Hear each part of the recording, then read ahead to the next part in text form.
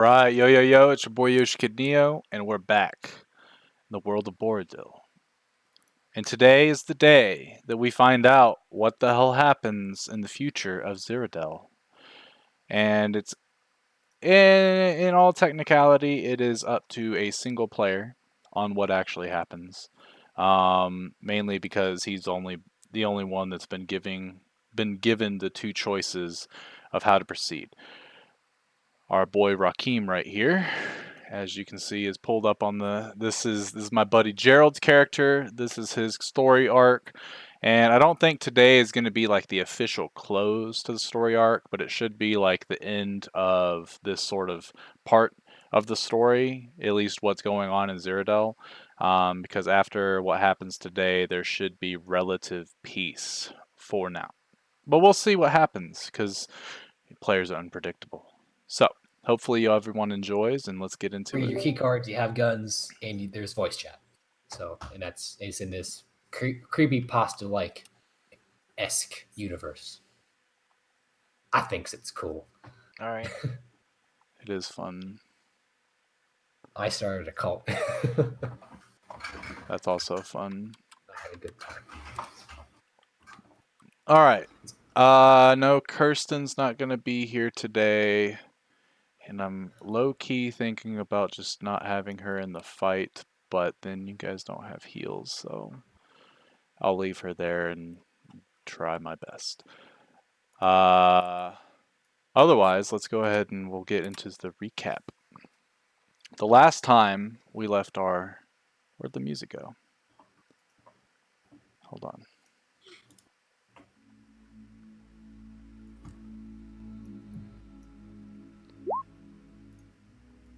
Okay. So the last time we left our heroes, you guys were currently in Ziradel, and you were trying to figure out what all was going on with the Tusculi was what brought you here to the Kingdom of Ziradel in the first place. You had heard that they were attacking a certain location within the Empire, and you were sent to investigate and essentially end it. Upon your investigation, you found out that the Tusculi were acting out against the orcs who were raiding them, and they didn't really have any other reason to do so except for to bolster their numbers after losing some of their hive members. After you guys had investigated with some of the leaders of the orcs, as well as some of the leadership of the Ziradel Empire, no one has given them this order. So you guys are all a little suspicious of what is this? What does this mean? In the meantime, your friend Prince Rakim had essentially given himself up in an exchange between himself and the Orcish prince under the, I guess, leadership of Sergorius, the Orcish demon lord. But you guys didn't know that he was already here in this world when this situation came about. So Sergorius wanted, for whatever reason, a prince of the Orcish clan and a prince of the Luxodon clan, and who knows what exactly his actual plan is about all this. But you guys were able to report back to the king about Rakim being essentially kidnapped, and he had sent you guys to the Orcish settlements to try to find him, and you guys did. But the thing that was off-putting for you was that it seemed just a little bit too easy. And it might have been, but who knows why. I think Rakim knows why, but we'll find out later. You guys were told by Rakim that he had heard about some sort of treasure in a tomb that was in the desert, that if you guys were to get it, it could change the whole situation with this demon lord stuff that's going on. And you guys followed Rakim's lead and the rumor that he had heard into the middle of the desert, where you came upon a blue dragon in the middle of a sandstorm named Nindarog, an ancient blue dragon who has been living here for probably close to 1,000 years, if not more, maybe less, who knows. exactly how old those assholes are. He made a deal with you guys that he wouldn't kill you if you went into the tomb and retrieved some of the treasure that was in there for him, because he is much too large to get down into those tombs, and it would just take too long for him to break down all the walls. So you guys agreed and went in there because you needed something inside of that tomb anyway, and you were very successful in getting through this tomb. You found a lot of good magical loots.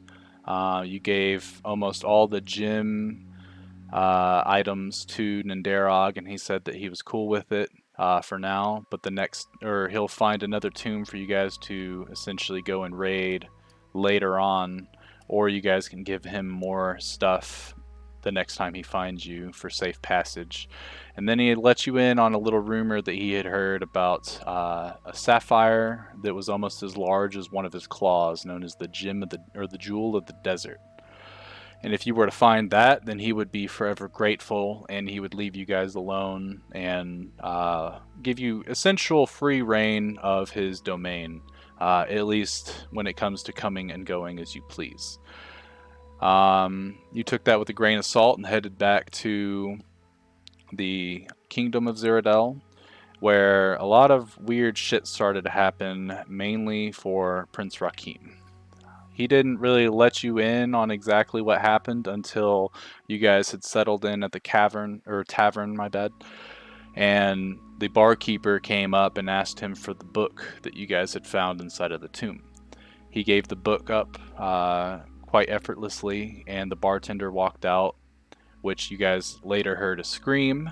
Cyrene ran to the back of the tavern to find the same bartender with a knife in his stomach.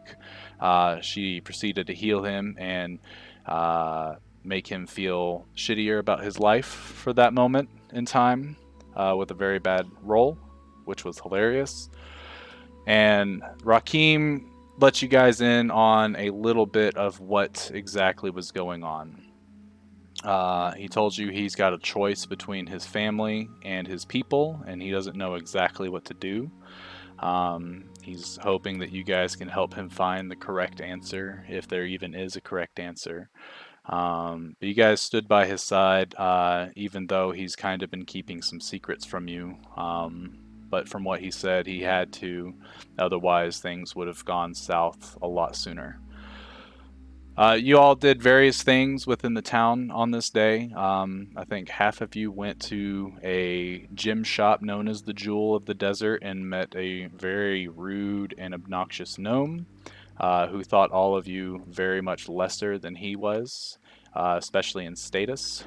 Even though the prince was there, the fact that he didn't seem to care that the prince was there and didn't change his attitude is a little strange for sure. But you guys asked him about this jewel, and he's heard the legends, but he's never seen it. As you guys left, there was a gentleman in a hood, or a hooded cloak, who had seemed to be watching you guys as you left, and he ducked into an alley, and you guys went to go and see what that was all about, and it was a gentleman named Trindoz, a follower of Kasuth, the lord or the god of fire. And he told you that he was looking for this jewel of the desert as well because his god wanted it. He has no idea why, but he could promise you guys quite a large fortune as well as powers if you were to bring it to him, and he would make sure that his god were to imbue you with some sort of boon. You guys now have two options as to, well, I guess in theory you have three options as to what to do with this jewel, if it's even real, and if you even find it.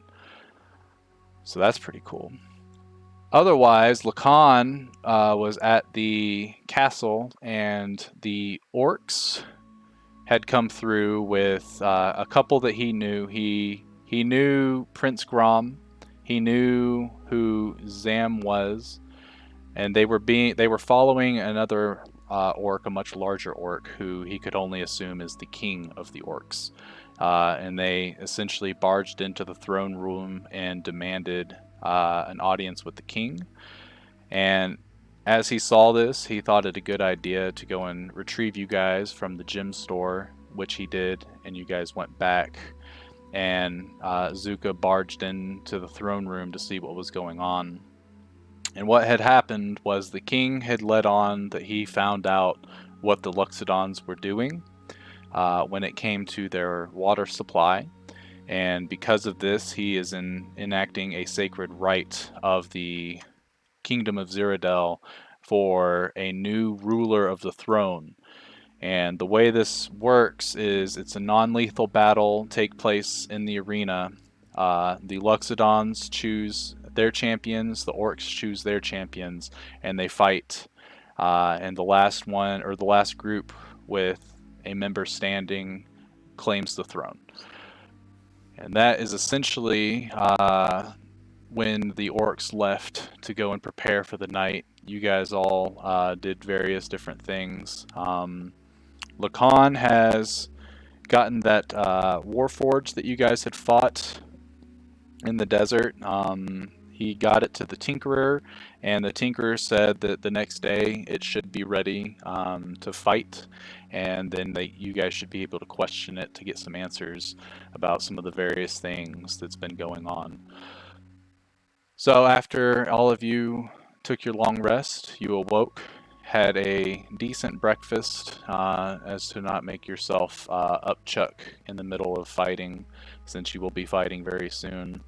Zuka left a little earlier so that he could wish well to his family, and that is when you guys got to the arena. And in front of you, you see 5 orcs. One of them is Prince Grom, who you have all seen. Another is Zam, who you have all seen. This shaman is also accompanying them on their squad, which I believe Alfric and Rakim are the only ones that have actually seen him. The rest of you, I don't remember if you saw him or not. And then 2 generic ass orcs.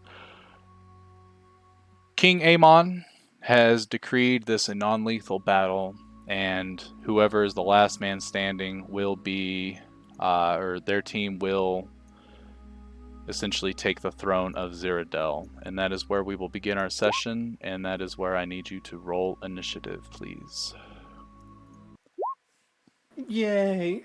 1 more 6. Come on. Ah, you ruined it. No 6 buddies for us. Oh, We're 6 buddies though. yeah. We're just not evil. We're not cool enough to have 7. Oh, and a double 7. I see how it is. A double 7? Yeah. Oh, I see what you're saying. 14. Yeah. Brady, can you make me tiny? Yeah. I love this music. So which one of us goes first Not to there? turn them down though. Sexy. Whoever has the highest, what's it called? Dex Is it modifier? auto? Yeah. Does it auto do it or no? I don't think it auto does it. What's the But, But, I mean, we can look. If you look at your Mine's a- initiative, Mine's a 2 for modifier. Mine's a Yeah. 4. I'll show Then you you mine, go I'll show you first. yours. Yeah, if you have a higher initiative number, then you're higher. let Bro. me turn this down a little bit. What is your dex though? That's the He's secret. got a 4 modifier. Yeah. Okay, that's all. Okay, initiative's only dex then. So yeah, you. Yeah. I mean, come on, you're not wearing armor. It makes sense that you're quicker than me. Facts. Even though I can still run 30 feet, which technically shouldn't be a thing, but it makes sense for D&D. Let me open up all their character sheets real quick. And let me make. That's good. Good.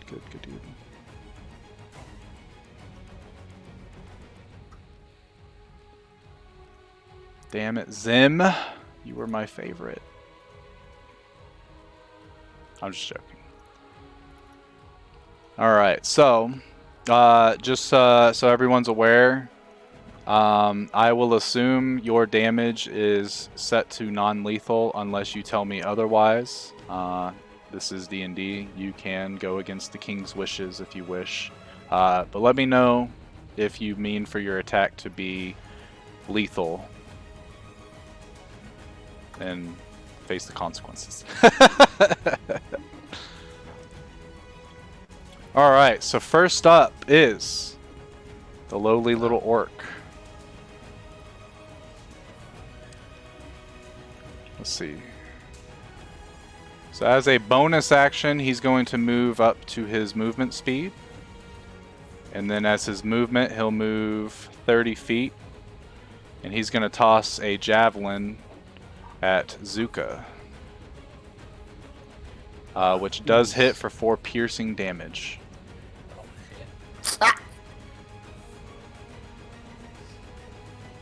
He will end his turn. The next generic orc, but notably stronger. One thing you guys do notice is the orc that just went, he's wearing more of a hide style armor, whereas this other orc right here is wearing plate mail. He's going to move his movement speed as a bonus action. And then he's going to get right up into Rakim's face, and he's going to attack twice with his great axe. Hitting you 1 time for 11 slashing damage.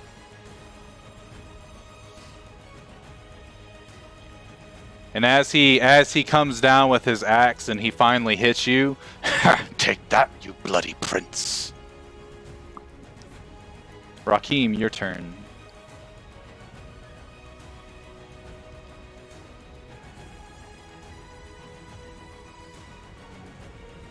Okay, give me a sec.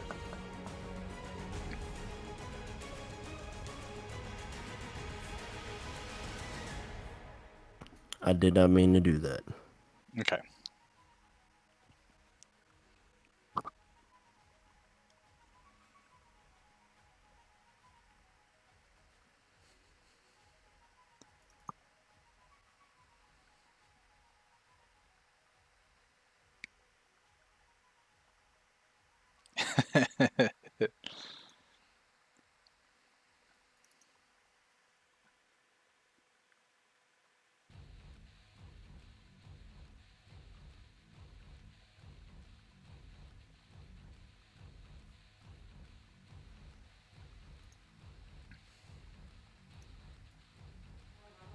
You need help there, Gerald?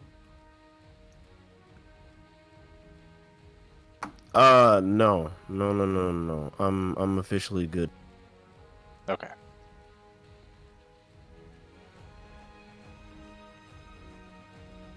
Out of character, if I disengage, I don't get a bonus action, dude. No, you still get, so disengage is an action, and you still get a bonus action. So yeah, you can do that. Okay, I'm gonna disengage, All right. and then move. But as I move, I'm going to do.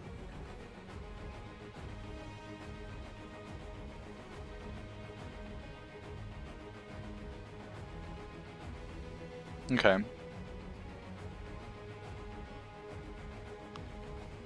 So let's see.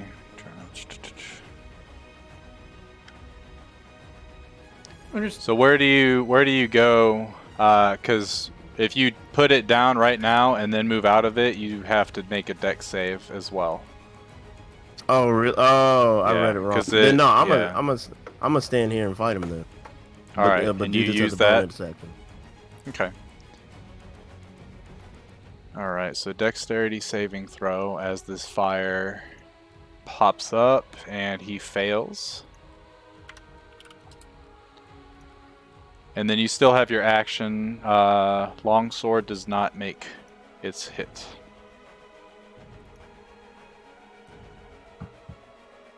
So if he dies in that ring of fire, would that be non-lethal while he's sitting in fire?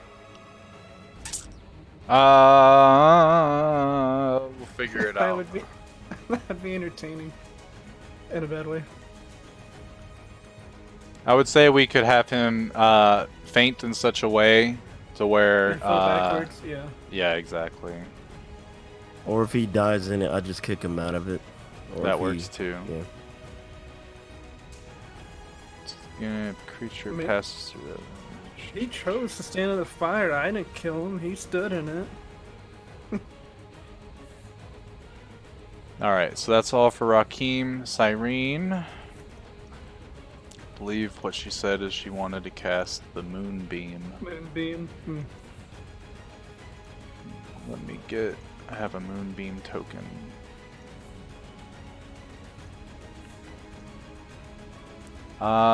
She'll cast it right here for now. Yeah, right here should be good. Boom. Let's see if he makes a save. He does. So he'll take half of that damage for now. Let me get... I don't think it's going to last that long, but... and then she'll go ahead and move on back a little bit. Ending her turn. And now it is Grom's turn. As a bonus action, he'll move up to his movement speed. Let's see.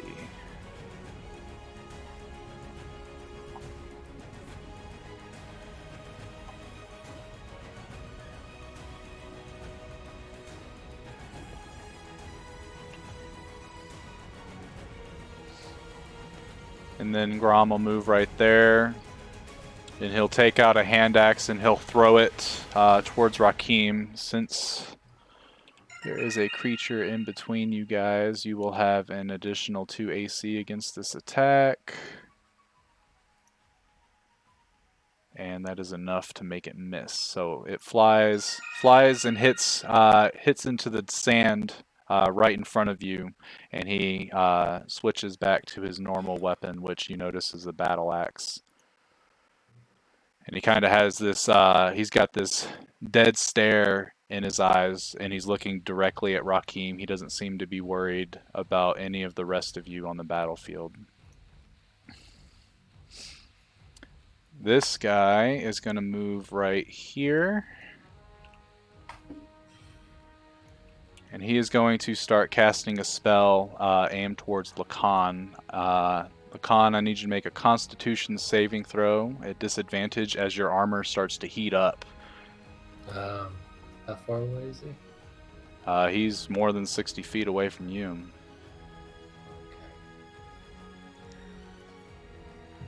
Alright, so that is a fail. So you take 9 fire damage as your armor starts to heat up and you're unable to take it off as he finishes his spell. As a bonus action, he turns himself into an owl and he flies 10 feet up into the air. Okay, nature. I guess nature doesn't do that. Fucking druids. Nature could do it if he was at 8th level, but that will end his turn, and it is now Mirrodin's turn. Alright, I'm gonna cast Confusion centered on this point. Okay. It is a 10-foot radius. They need to make a DC 16 Wisdom saving throw. 16 save. And you said Wisdom? Yep.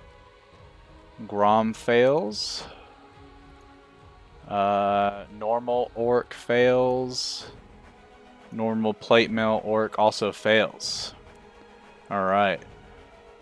Alright, is it just like an arena of sand essentially? Yeah. Damn. Can I bonus action hide in the sand like one of those little spiders? Yeah, since you're tiny, I'll allow you to roll but you'll have to drop prone to do so. That's fine. Okay. So go ahead and roll I'm your gonna, stealth like, check. move my 20 feet here, and then I'll do that. Yeah, and you'd be able to do that 10 foot to where it doesn't affect Rakim or Lacan. Let's see.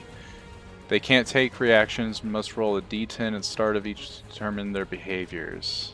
Okay, so I'll just have to keep looking at that spell. And roll a d10 for their turns. Is that all for Mirrodin? Yeah, that's it. Alfric. Okay. I'm gonna do the thing I always do for my first turn. Gonna cast that slow. Yeah. I'm gonna cast it on these mofos right here. Okay, yeah, they're all within a range for you to do so. Let's make their saves. Grom for the fails.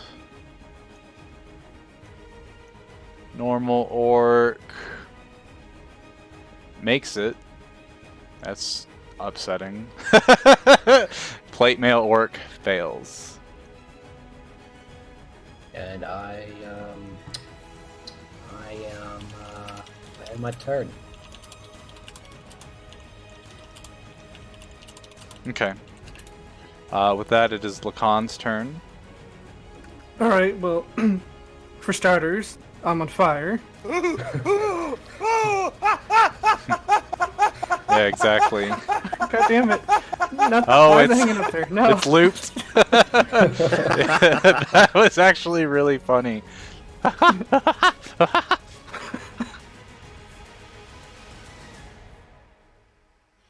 All right, now so do I get to make additional saves for that heat metal, or would that be on his turn, or when do I even get saving throws? Not to end it. The only way to end it is to make him drop the spell, or you can take off your armor. But I don't remember. Did you have Think something that special about taking off your That's armor? that's technically the previous iteration, so no, Okay. Yeah. I So will it would burn to take death you a before I take it while. off. Yeah. Yeah. Yeah. So yeah, on your turn, let's see. Yeah. So, and since you can't drop the object, aka your armor, you have disadvantage on attack rolls and ability checks while this spell is affecting your armor as well. And the Constitution saving throw essentially will let you. Actually, no, it just does the damage. Let's see. I'll reread it, but for right now, the only thing that's affecting you is your attack rolls and ability checks have disadvantage right now.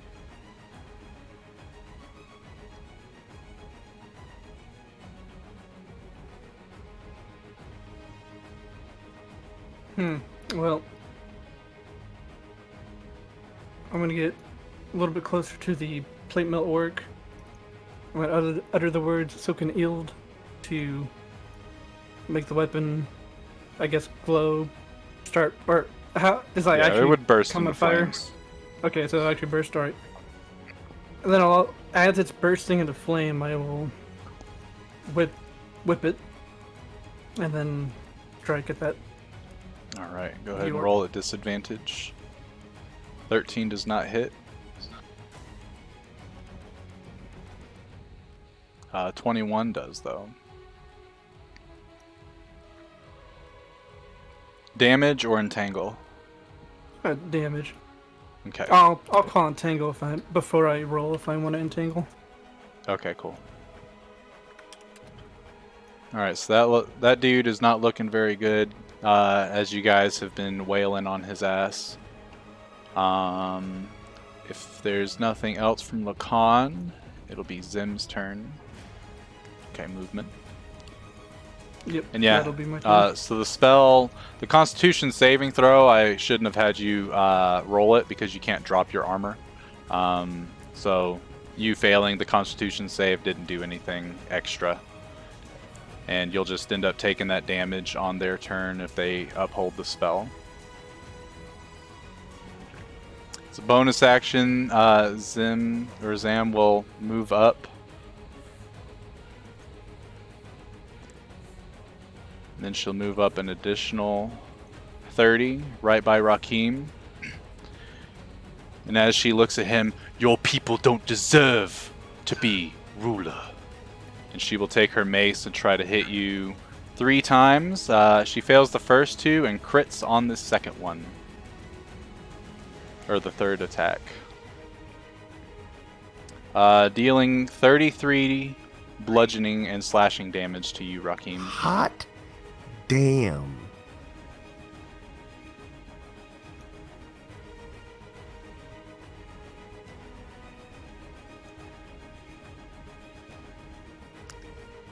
That will end her turn. This normal-ass orc will look at Lacan. Actually, he will roll a d10.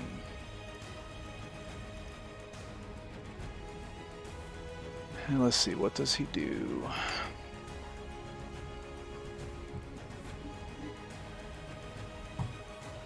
It stands around and kind of looks at its axe and hits the sand next to it. Ugh! And will do nothing else. What a neat spell. Yeah. This next guy will roll a d10 and... Okay, this one actually does something. Rakim, odds or evens? Evens. Okay. You watch this orc grab its axe, and as he looks like he's about to swing at you, he fakes out and attacks Zim instead. Yes. But misses. As she has her shield and she blocks it out of the way and kind of just stares at him, and he kind of looks as if he doesn't know why he did what he just did. Other than that, he doesn't do anything. Let me roll. At the start of your turn, I'll have them roll dexterity saves. Zam fails. Can you roll the... Actually, how does your thingy, your little fire thingy... Until the beginning of your next turn. Okay, so it fizzles out at the beginning Hey, of Brady, your next real turn. quick. Yes. They also roll wisdom saving throws for confusion at the end of their turn. Oh. Also, does Zim get hit by it since she's 5 foot of the thing? Yeah, And so she since she atta- came in it, yeah, she does take that amount of damage. Let's see. The normal orc fails his save. The plated orc fails his save. And Grom fails his save. So they are still confused. And it is Rakim's turn as the fire around your feet fizzles out.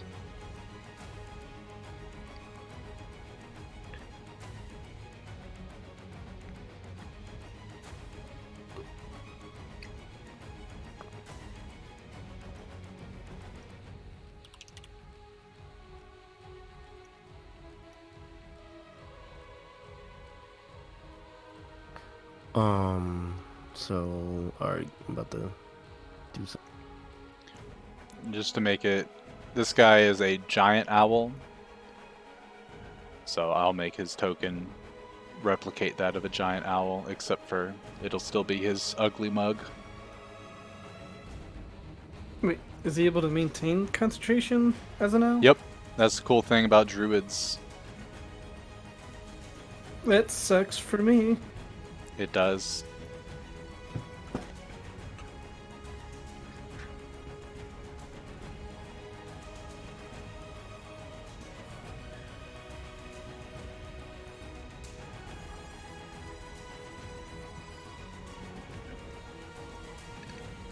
Alright, I guess I'm gonna disengage.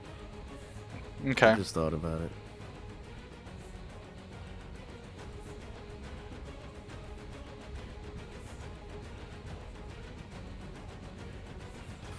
Can I do dash or no?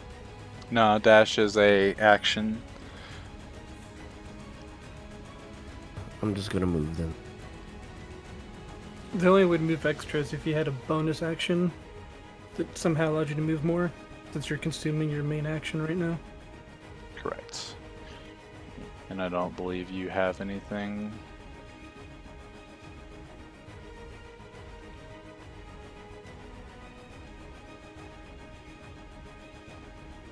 Alright, that's gonna be my turn. Were you? Okay, cool. I was like, hold on, you didn't move. Exactly. I give up. Alright, Cyrene's gonna take this moonbeam and move it a little bit over to the right, or to the left there to make them hit it. Move it there. And then I think she can get it close. Yeah, she can get it close to the owl druid dude, but not enough. Wait. So they all need to make saves real quick. I must have missed something. Why is the owl druid that large? Because a giant owl is a large Giant. token. Okay. Yeah. Grom fails. Let me have her recast the spell so I know the damage.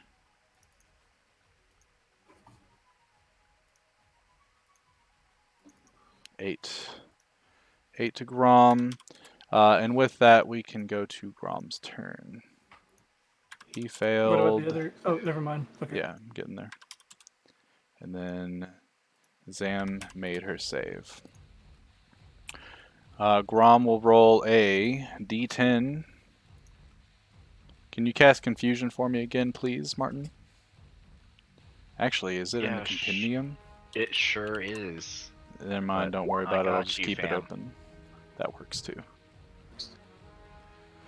Alright. Grom stands there and he starts to play with the sand and ends his turn. That's pretty legit. Yeah, Confusion's dope. The owl will fly an additional 60 feet this way and into the sky, and as a bonus action, deal some damage to Lacan. 7 fire damage to Lacan as his armor starts to singe his skin. It will... Actually, since it has an action, it'll do the, what's it called? The good old dash action and fly 60 more feet into the air. Can you even go to 10? The 0 represents that it's 100 feet in the air right now. Mirrodin, your turn. Directly above where he currently is. Correct. You want me to start doing some math? No. What's the range of your Eldritch Blast? 300 feet. Yeah, you're fine. Alright, I'm gonna Eldritch Blast the fucking bird. Alright. Twice. After, of course, getting up.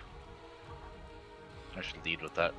I stand up using half of my movement and Eldritch Blast the beast. Alright, first one will hit. Oh, damage. Where's your damage? There it is. Alright.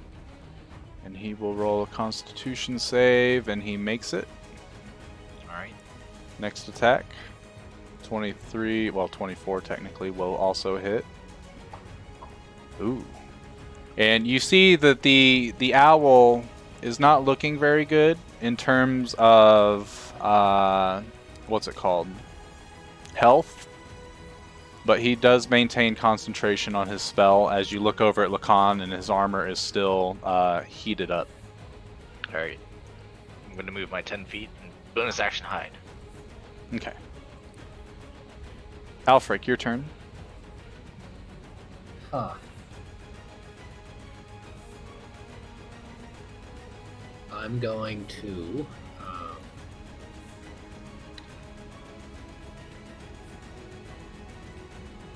I'm going to shout to Rakim. Are you okay? How you holding up? Does Rakim say anything back? Does Rakim say anything back? Oh, I thought we couldn't talk until our turn. No, you can talk once per round. Doesn't matter on whose turn. I am not doing okay. I need a fucking medic. Okay. In that case, Medic! I'm gonna cast. I tell him, you better be willing then, and I cast Polymorph onto Rakim. Alright, so you drop the slow spell. Yep. Which I didn't have Grom or the other guy roll for confusion. He's not Grom is confused now able to anymore. make bigger progress on his sandcastle. Yes, he is. And then I'm going to use these gloves and use a bonus action as an action. What do you turn Rakim into? I Uh, have a wild guess, but the giant ape. Yeah. daring, aren't we? Yes. And Okay. I'm going to use these magical gloves to turn my bonus action into an action. Rakim, go ahead and add 157 hit points as your temporary hit points for now. That will show that you are giant ape status right now. But don't How many? 157. Okay. So you're using your gloves to make polymorph a bonus action, or No, I'm just going to cast Toll the Dead with it. okay, okay.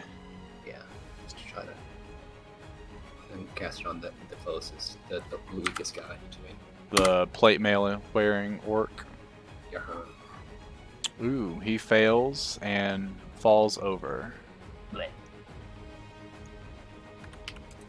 As he hears this ringing, he goes, so loud! Falls and big ol' like sort of dust cloud like emerges, and then as it settles, you see him kind of just laying there, like breathing. It's pretty labored breathing, obviously. He just came under a lot of stress. I hide behind Rakim's larger frame now. Okay. At least you get behind it, yeah. Which I will let you know that does impose full cover. So you currently nice. are not in line of sight of other creatures because of his large stature. So I have to get out of sight, out of cover to see them. Correct. You have to do the same thing. Okay. I end my turn. Cool. Lacan's up.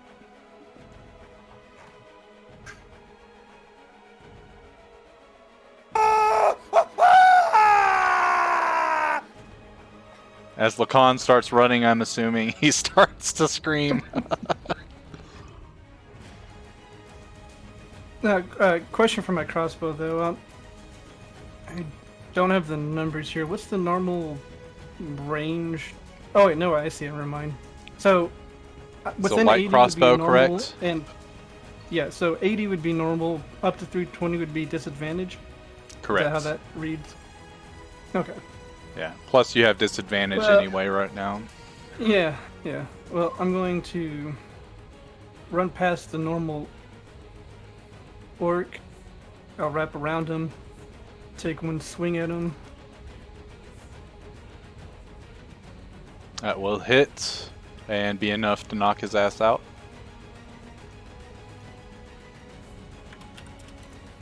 And then I'll continue to use the rest of my movement to get there. Okay. And is it possible to use the crossbow at the same time as the sword, or would that be like a weapon swap? It would be a weapon swap, and just because of your modification that you do have with your armor, I'll allow you to put your weapon away and pull out the crossbow. But to do the opposite, you'll have to actually drop the crossbow or put it away and not have your weapon out. If that makes sense. No, yeah, free swap to the crossbow, but action Yeah. to go back unless I drop it. Correct. Alright, well, as I run to that new position, then I'll swap to the crossbow and take a shot at the owl. That will not hit.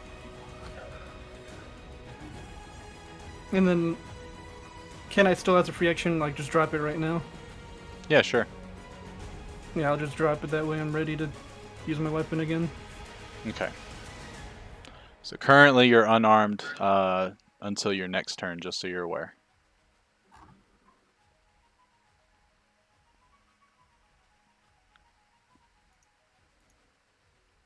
Alright, Zam's turn. She's going to move right here. Seeing Rakim's new form, she's not even going to really try that, and she's going to make 3 mace attacks against Lacan. First one misses, second one is a crit, and the last one hits as well. God. For a total of 43 damage. Now, question. I don't remember. Are we going to do the cut in half first or the -3 first? -3 first, then cut in half. And what was the total damage? Total damage is 43. 43. So that's -6. Now, I'm resistant to bludgeon damage with my perk on my armor. What about slashing? So, slashing is only bludgeoning is resist. Okay. Because the mace that she has, it does both of them. So I'll say that that just cancels it out. Alright, what was the first hit for? The first Well- hit, like total damage. No, the first hit, because I'm going to use my reaction to cut the first hit in half. Okay, so the first hit was 30 damage on its own, so that'll be 15. But that'd be 27 divided by 2 then. Or it should be round up to... Are we going to round up or round Yeah. down? Well, hold on. Does your thing, is it just one? No, yeah, Is the it'll whole be attack? a attack, which is why I'm saying that's why I'm saying the first one. So Oh, okay. whatever the damage of that first hit was, I'll cut in half. Yes. So that one was 30, so rounded down, or 30, fuck, what'd I say? It'd be 30 minus 3, which is 27. Yep. Cut in Yeah. half is 13 and a half, so we're going to round down or up. Yeah, round down, so 13. And then the Alright, second and what was hit the was second? 13 damage total. So that'd be 10. Alright, so that'll put me at 28. Yeah, and then, let's see.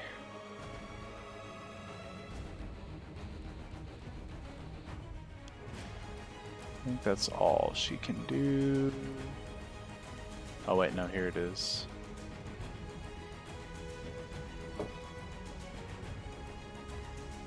So with all that damage combined, I need you to make a Constitution saving throw.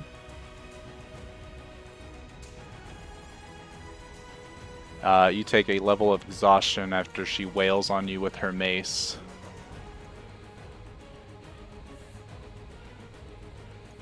And she will end her turn. Orc is gone. Other orc is gone. Rakim.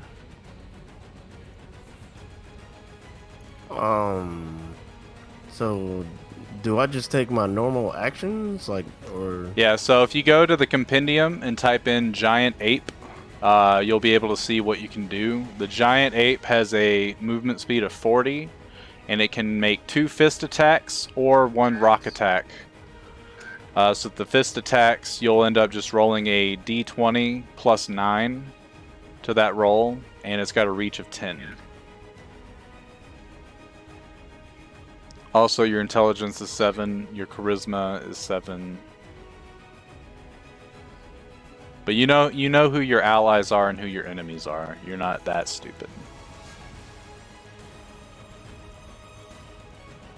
Okay. And that's all I can do. Just those attacks. Correct. You can't do anything else like that Rakim can normally do. Alright, I'm gonna punch this person. You said, what do I need to roll? Just roll the d20, roll it twice with advantage. So in theory, roll it, yeah, just like that. Roll, okay, cool. So neither of those actually no, you got a +9 to them, sorry. Yeah, +9 dudes. And they both do hit. Giant ape, you're going to roll.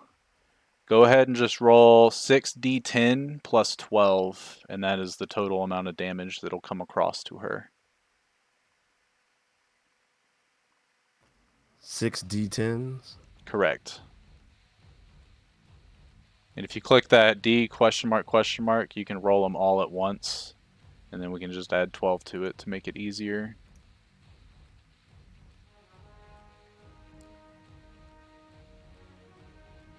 Modifier is 9. Modifier will be just put 0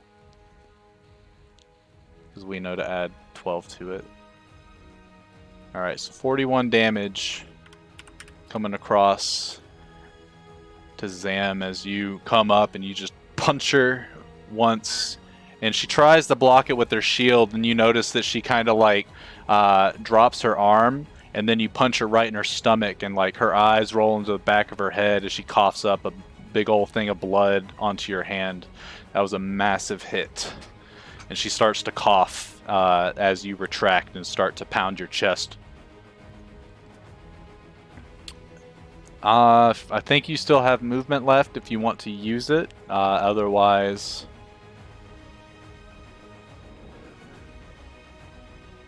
No, I'm good. okay.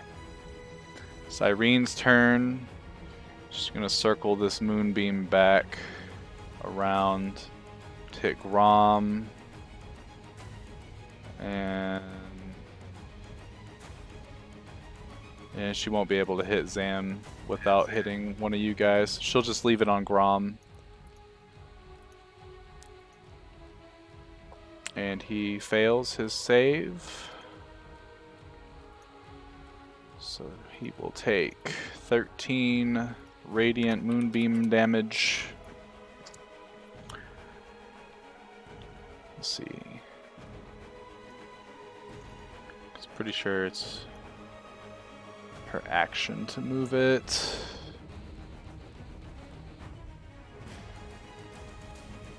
Yeah, it's an action to move it, so she can't do...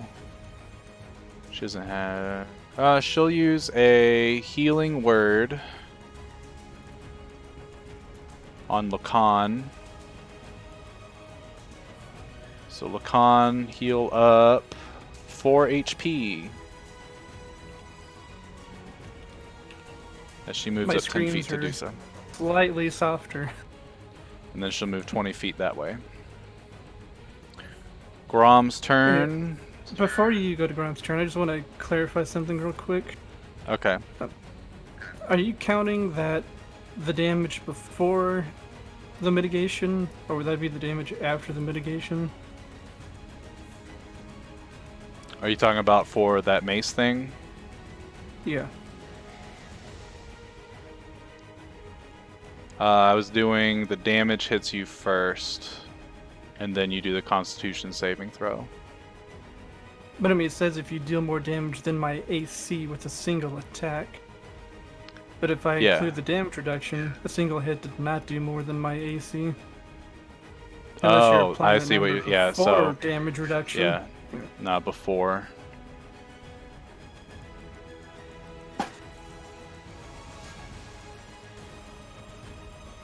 Since the attack happens before your reaction, that's how I was going with it.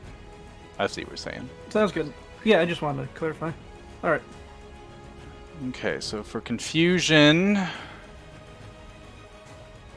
Martin, roll a d8 for me real quick. Grom runs far as fuck this way. And then he starts pounding the sand and making a sandcastle.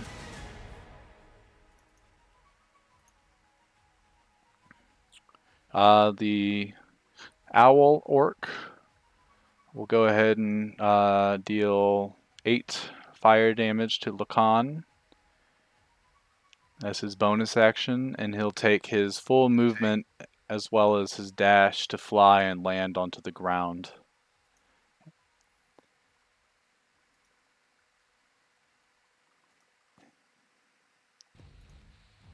And he'll stay in that same spot, though.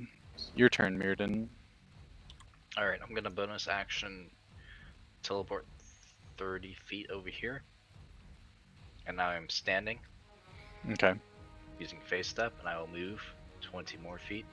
I'm gonna hit the Birdman with 2 more Eldritch Blasts. Alright.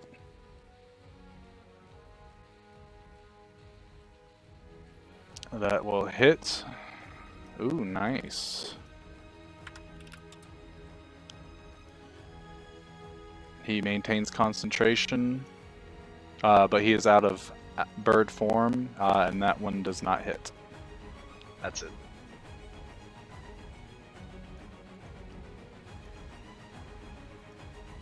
It is now Alfric's turn. Okay. I am going to get into line of sight because there's a large elephant in my way. Can I even do that from here? Yeah. Yeah, from right Yeah. there you'd be able to see her. Click. Okay. And now I use my Toll the Dead. Okay. And I need to click it. And It's a wisdom save, right? it's a wisdom save Of 16. of 16. Alright, she makes her save. Unfortunately. And my turn.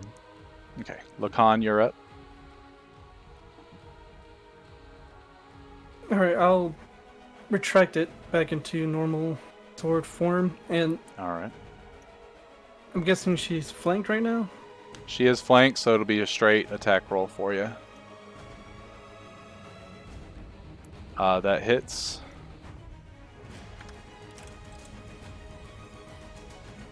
That also hits. And that'll be my turn. Okay.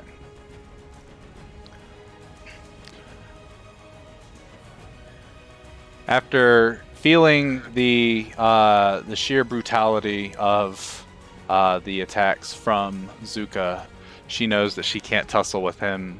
She will turn to face Lacan and make her 3 mace attacks against him. She will hit you twice, and for some reason the second one she rolled a double crit. Alright, well, This damage is significantly use my lower reaction. though. Yeah. I'm using my reaction on the first one, though, because again, he's just going to use his reaction the moment he notices he's Okay, going to take a gotcha. hit. I'm not going to metagame the crit. Yeah. That works for me. So the first thing of damage is 18 total. So reduced to That'd be 15 and then 7. half Yeah, to and then- 7. And then the second one is 23 damage. That will knock me up. Okay. And as you fall unconscious, you guys notice that his armor cools off as it hits the sand. And you look over at the orc, and for you spellcasters, you know what it looks like for someone to be concentrating on a spell, and he is no longer concentrating on a spell right now. She will turn around to face Rakim, and she screams and howls in your face, almost as if she's not backing down, but you can hear the quiver of fear as she screams at you, Rakim. Which brings us to your turn.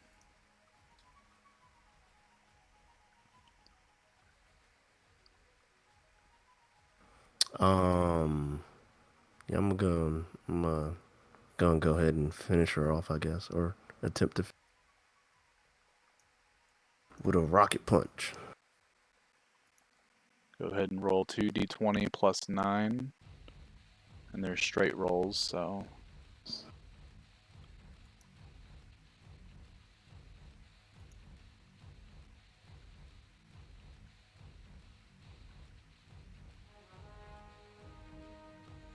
I don't know if I did Wow. that right.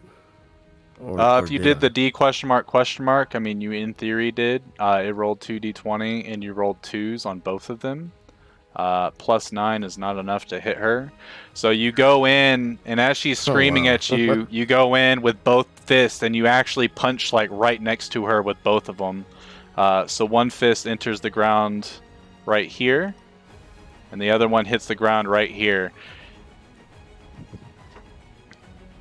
If you want to scream back at her, you can. Yeah, I'm gonna like get all up in her and great Okay. ape scream at her.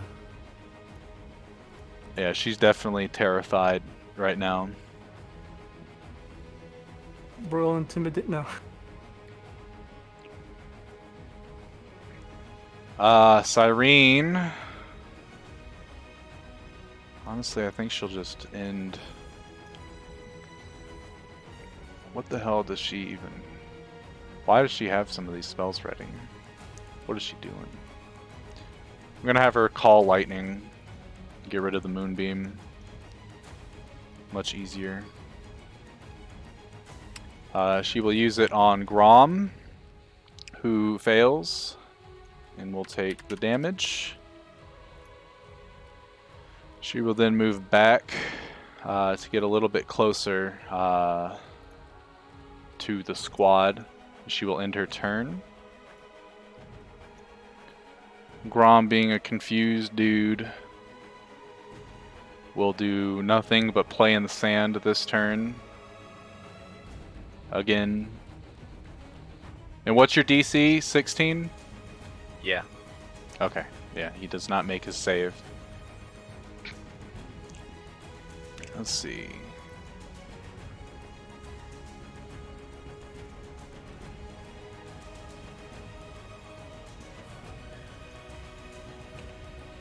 He will. This orc up here will use his bonus action to move up to his movement speed. He will move his movement to get right there. And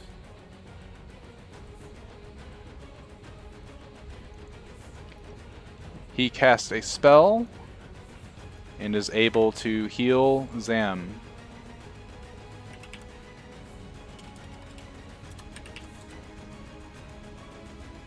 I believe, Alfric, you are too far away to counterspell.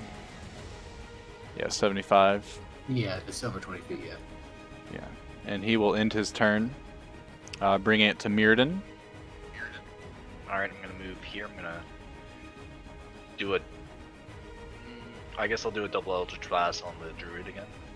Alright. No. Are you sure? I mean... Alright, let's try that again, I guess. Second one will hit.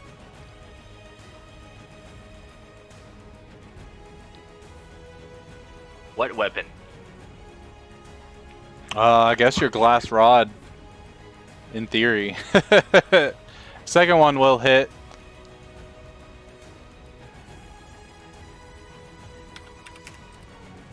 And we'll just say you for some reason have this explosive amount of energy as you blast them both off.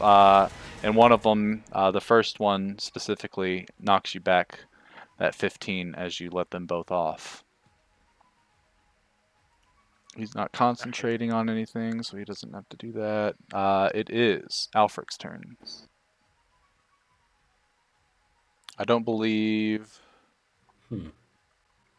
Yeah. Oh yeah, Grom didn't make his save. I remember saying that. Yep. I'm gonna...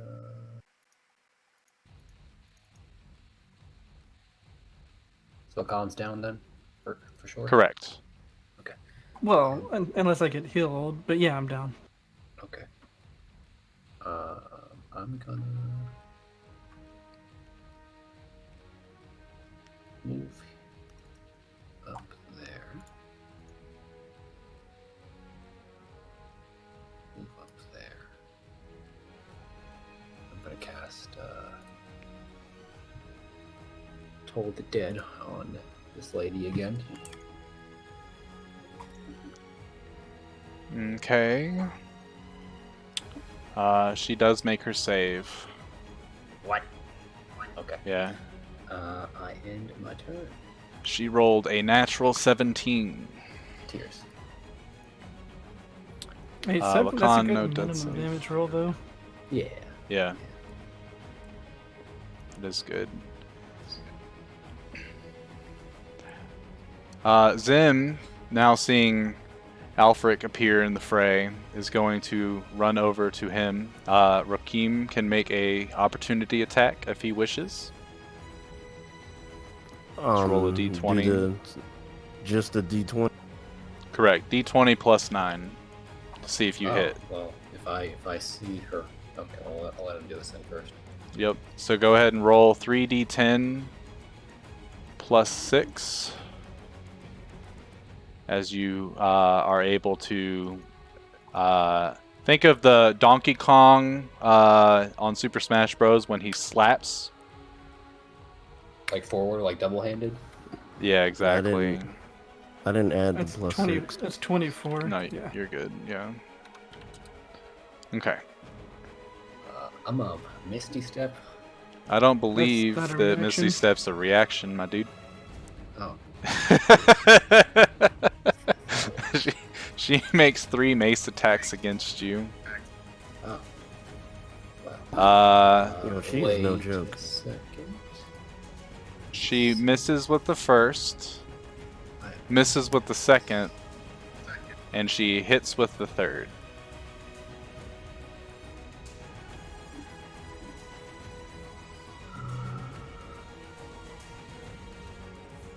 Wait. I'm going to do... Are you doing a thing? Yeah. Yeah, I'm gonna do shield. Okay. Shield gives you a +5, right? Okay. Yeah. So as she goes in, she swings once and you kind of duck. She swings again and hits the sand, and then she grabs... she tries to use her shield hand a little bit to make it go from the sand to hit you again. And as you cast your shield, it hits that arcane and knocks her mace out of the way. You don't get to hit that third time. Yeah.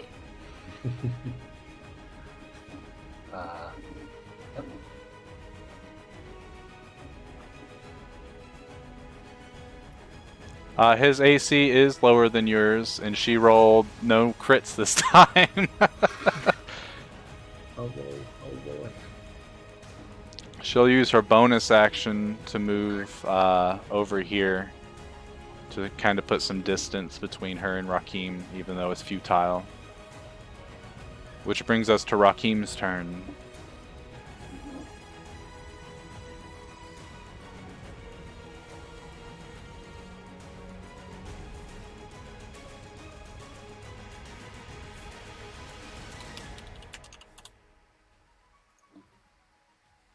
Fuck off, dice.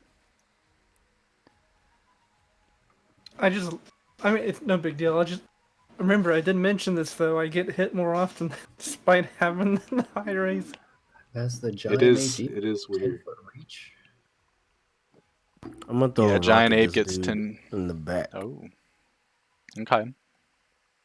Roll the d20 and add 9 to it as you throw that rock. That will hit. It deals 7d6 plus 6. Damn. That, honestly, I think will... Like- depending, unless you roll all ones on it. Yeah. So, should I just add on, just put 6 on the... Yeah, just roll do 7d6 plus and 6, we'll like- add 6. Okay, don't Like do a- nothing to the mod. Yeah. This Yeah, is that's what it enough to would- knock him out. That's what it would look like, Also, Joel, but you holy add... shit. It's fucking chucking a Oh, rock. well, actually, I messed that up. It'd be How be many like feet that. is Or 60 feet. Yeah. That's 4 ones on this damage, dog. Yeah, and he still did enough. I'm making Yeah, that noise rock like how comes I out. throw it. You make I a throw it noise like to a do who? tank. I make a noise Okay. like the tank from Left 4 Dead and just throw the rock. So you guys watch Rakim dig into the sand, and he's able to find a rock big enough to fit into one of his hands, and he throws it with one hand, and it hits the orc like in the legs, making him do like several flips in the air before he smacks face first into the sand, and the rock continues to roll, and it hits the side of the arena. Rakim starts beating his chest. Zam looks over to Grom and goes, "What are you doing?"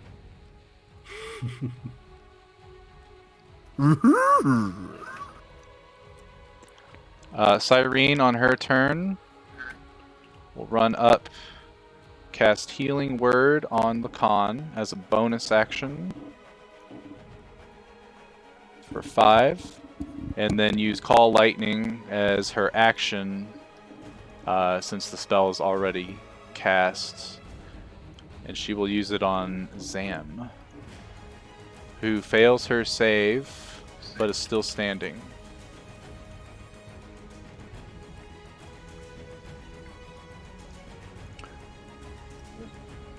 Alright. Grom, in his everlasting confusion, stands there and continues to play in the sand like an idiot. Oh.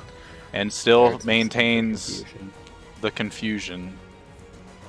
The orc is down. Mirrodin, your turn. Alright, I'm gonna use half my move to get up. I'm going to do your Eldritch Blast on Zem. Okay. And that 24 27 will hit. with a +1. It doesn't, yeah. And 7 is enough to knock her out. Oh, is it? Well, Yep. I nat one anyway. Let's get it. Let me just scroll up a little bit. But why? Oh. You take 1 damage. You guys watch That's Mirrodin crazy. in his tiny form is trying his best, and it's just it's like a half and half effort. All right, I'm gonna His use body the other can't half of my contain movement. the energy. Wait, so Tiny. I have a question. So these Eldritch Blasts, are they like normal size Eldritch Blasts or are they small size Eldritch Blasts? They're small, but they still have the same punch. Okay. That's Yeah. why he keeps failing. You know, flare. It's so like condensed. I will Okay. use the other half of my movement to get up. All right, that's perfectly fine. And then I think that's And I all you just can do. fucking nothing. Alfric, your turn. I was finally gonna use Thunder time. I've never had a chance to use it. I mean, you can still use it. She's dead. She's sleeping though. You can still use it. You can still use it. Yeah. Yeah. No. I'm just saying. I'm gonna move forward 15 feet arenas, and then I'm gonna cast Toll of the Dead. Are you fucking kidding me? He rolled a natural 20 on his save for this motherfucker, but he won't get out of the Yes. confusion. Oh. He Well, does not take the I, damage. He is in I- everlasting bliss while he is Just- making the best sandcastle of his life. end my turn.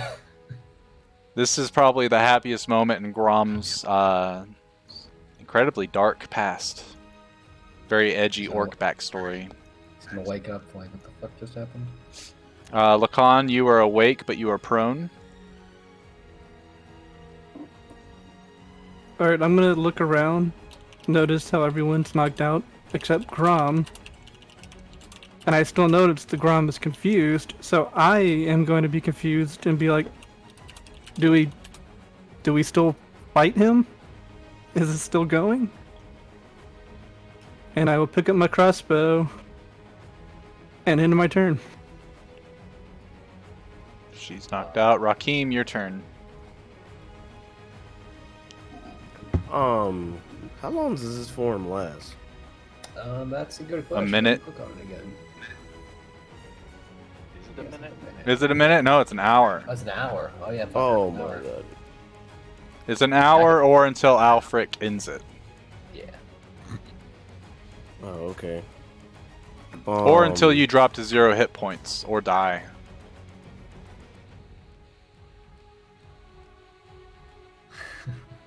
Okay. So do I have, like, can I tell him to end it or anything like that? Like, can I speak or am I just like You can't speak. You're mindless- not. I don't think you have the intelligence enough to speak. Actually, does a giant ape even have? Yeah, you have 0 languages. But you could go up to Alfric, and I'll have you roll a performance check to try to get the message across. And I'll say that that's a bonus action to do. Okay, I'm gonna throw a rocket, dude. Okay. Grom. What's the range on that? 50 to 100. Yeah, 50 to 100. So it'll be a disadvantage. Oh, is Actually, I think yeah. You've got 40 feet of movement. it? Yeah, I'm gonna just move up and hit him. Yeah.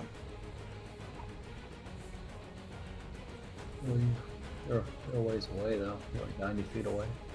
Well, if he moves 40 and throws 50, he won't be at disadvantage. Oh, that's Yeah. right. Yeah, I'm gonna just be. And with your huge form, you can share a space with your allies because they can essentially stand underneath you. Oh, I didn't know that. Yeah. Nope. We. Alfric, you look up and there's this. No! No! I don't want this!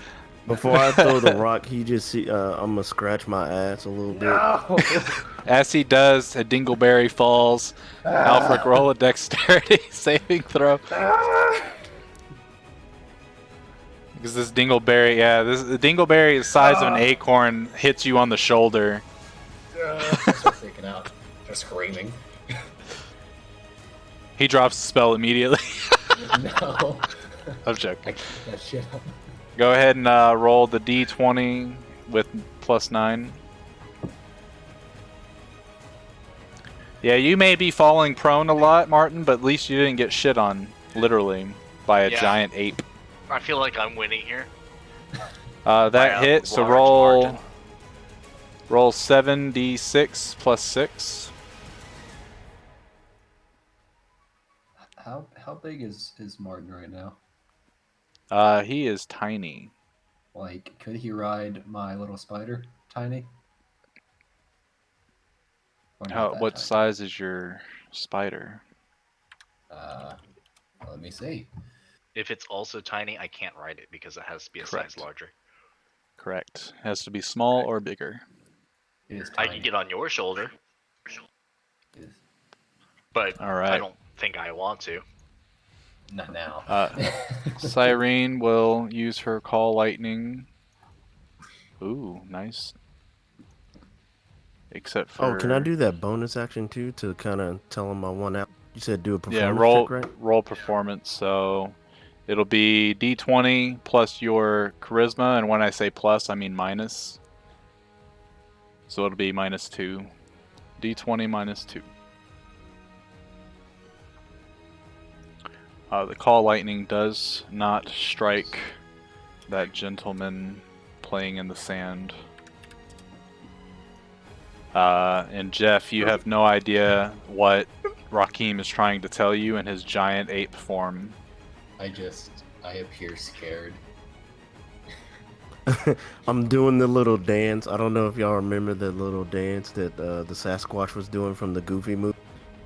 Well, I'm trying to. Vaguely.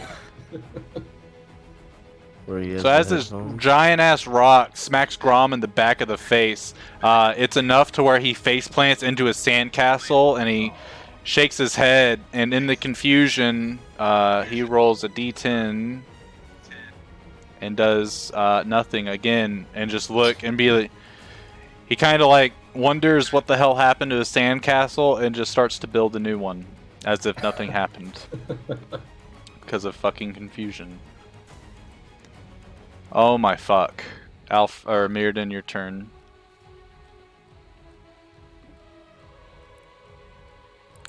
Grom is so fucking cool, but He's not he's right confused right now. He's just confused. Oh, okay. I'm done. I'm done laughing. I go pick up my fucking rod. Okay.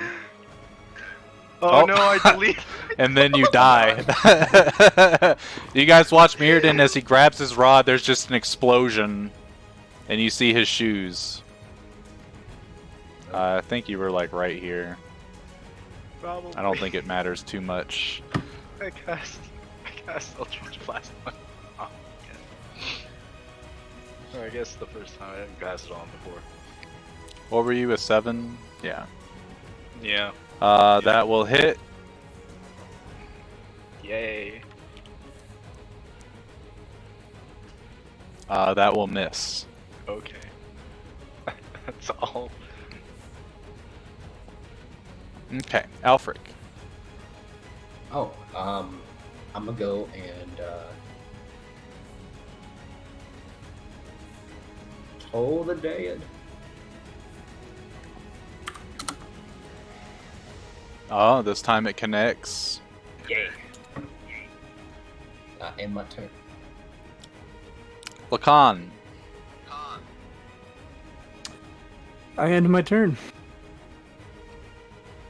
Okay. Rakim. I'm not getting near him in case he snaps out of it. I'm just gonna be whacking down. You right.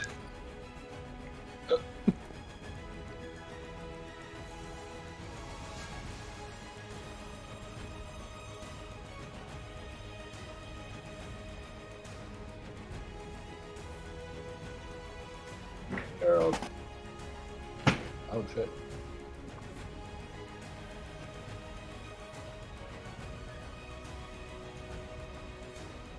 Okay, you can make your 2 attacks on him in his confused state. As Rakim starts to run up towards Grom, Grom is still building a sandcastle, and Rakim, what you can hear is you can hear him sort of like singing to himself. He's going do do do do do do do. Oh, hello, little sand pebble. Hello, little sand pebble. Do do do do do. And he's just talking to himself like a child. That first one hits.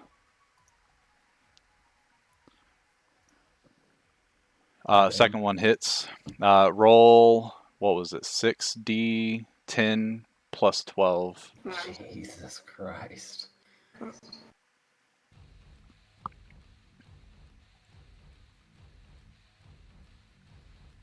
As the ape comes up, the king of the orcs, Grom, what are you doing? That is actually not enough to knock him out.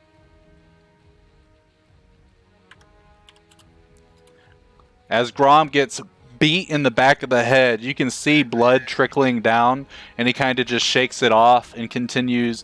He actually touches his head and sees the blood and uses it as paint on his sandcastle. Oh, this is sad, actually. I also want to do my performance check to Alfred. Okay. Again. Go ahead and D20 minus 2.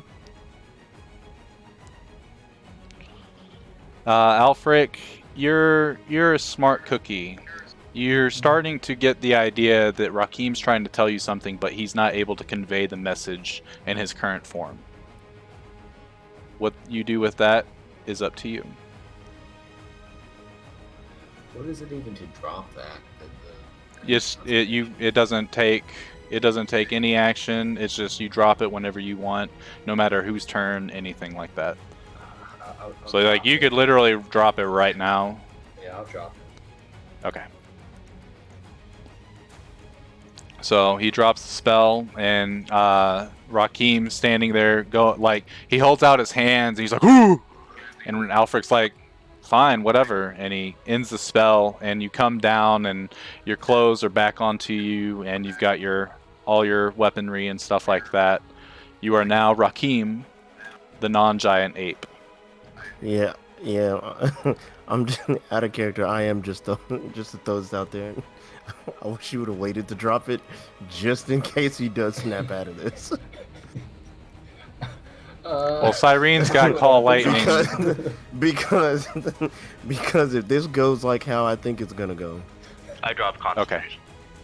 Okay.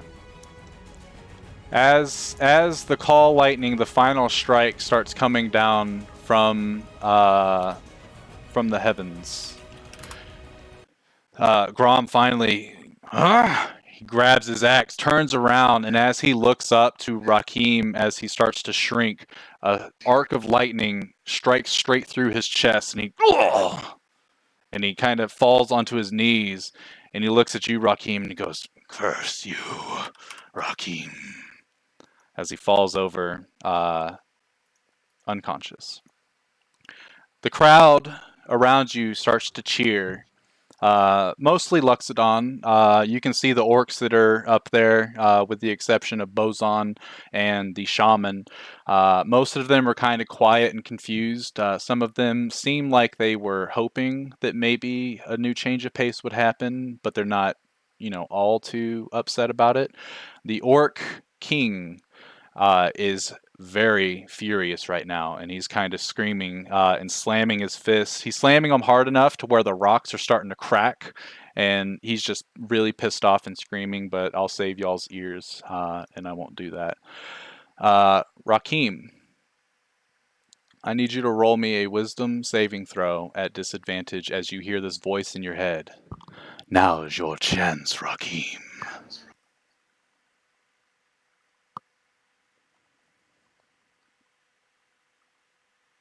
You said wisdom. Yeah, wisdom save at disadvantage. Alfred, as you start getting closer to Rakim, you see this black symbol appear on his neck. So does that mean failing this does this do anything? Yep, you're It gonna kill Grown. does. Remember? So as you start to Sorry, Hold on. I say, Rakim, are you okay? Rakim looks over to you, Alfric, No. and you hear him say, something's wrong. Hold on. I'm gonna cast Sacred Ward on Grom. Okay. Okay. So, before I do what I'm gonna, can you private me in the chat real quick, Brady? Yeah, definitely. All right, you and me, what's up? Okay, so because I failed this, I just need to know, am I forcefully doing this or no? No. I did that more to throw off any scent. Oh, okay. That I'm whatever sorry. your choice is, whatever your choice is, you can make it however you want. You can choose to kill him right now, or you can choose to spare him. It's your choice. But I just did it more of the effects to make everybody else in the party think that you're forced to do this. Okay. All right. Cool. All right. I'm good. All right. Basically, when they take damage, Okay. they heal. Okay. Yeah, cast Sacred Ward real quick.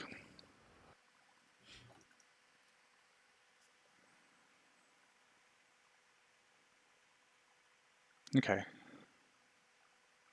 Grom is knocked out, right?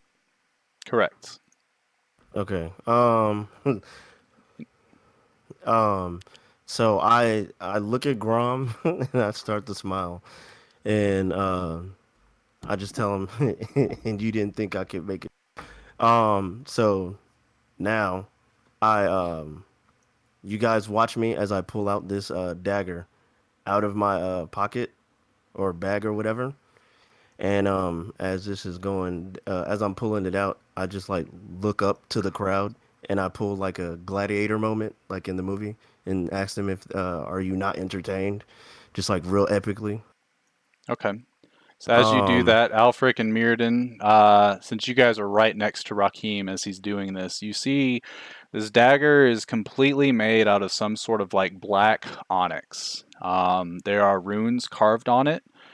I'll allow, since both of you are spellcasters, I'll allow both of you to roll an Arcana check at disadvantage to try to figure out what it is.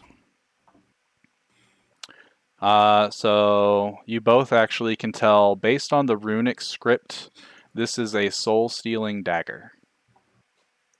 I ask Rakim again, what are you doing with that soul-stealing dagger there, bud? You want to put that down? I start laughing. I start laughing and just look at him and smile. I start laughing, look at him, start smiling, and I stab myself with it. Before he does that, could I do hypnotic gaze on him? As I do I have enough time to seem like I going to punch stab Grom. himself? That's an action, right? I would say Yeah. because of Rakim's role on the That's- initiative, he gets Yeah, first. no. So he stabs himself. Okay. And as he does, you hear King Aemon and his mother all like gasp, as well as the rest of the crowd. And King Aemon, no! Why? And the Orcish chieftain is confused too, and he stops at this moment and places his hands calmly onto the side. And he's kind of just got this glare at Rakim as he has stabbed himself. Abel runs up to the side and goes, Prince! Do you actually punch Grom, Mirrodin? Well, I mean, of my understanding of Sacred Ward work is correct. It would Okay, heal him, yes. right? Correct. I punch Grom. So roll, let's see. We'll roll 2d8. I punch go. Just how he said that. So it's Plus? 9 plus what is your modifier? 5. Okay. Whoops.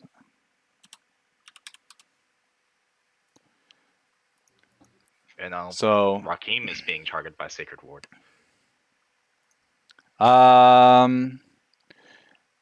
yeah, but Rakim stabs himself before you do that. But is he alive though when this happens? So, as Rakim stabs himself, what you guys notice is he, like, for a moment, like, it doesn't do a lot of damage to him in terms of, you know, what a dagger normally does. But then all of a sudden, like, you see his eyes go wide and he drops to his knees, and you can see his hand shaking on the dagger, and he looks up. Rakim, what do you want your final words to be? As you look at Alfric and Mirrodin, and you can look around.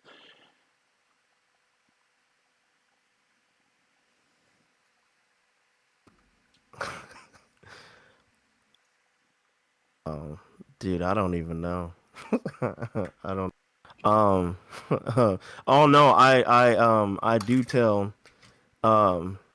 them to just make sure my people and my family are okay. Um, And yeah, that's what my last words are gonna be. as he's dying, Brainy. Also, I say Hell Hydra too. As he's Okay. dying, Brady, I'd like Uh-huh. to utter something under my breath that will be used as the activation word for the buckle. Okay. I want to say, how do I say? I'm going to say Shang Tsung, Okay. and I want to see if it does anything. So as you watch Rakim slump over and then fall back on his back, you notice the dagger is now sort of lit up in this sort of greenish, like the runes are now lit up green. And at this moment, you say that word, and it doesn't seem like anything has happened. Grom sort of pulls himself awake and shakes his head, and kind of looks over and goes, "What is going on?" The Orcish chieftain is standing there, and he looks over at King Aemon and the queen, as well as Abel, all tears down their face. He looks back at all of you, and then he starts to clap. The king? Or king? The orc king. And as he starts to clap, he kind of looks and goes, "Well, oh, whoops. Where is it?" Well, King Aemon, it seems your son figured out my puzzle.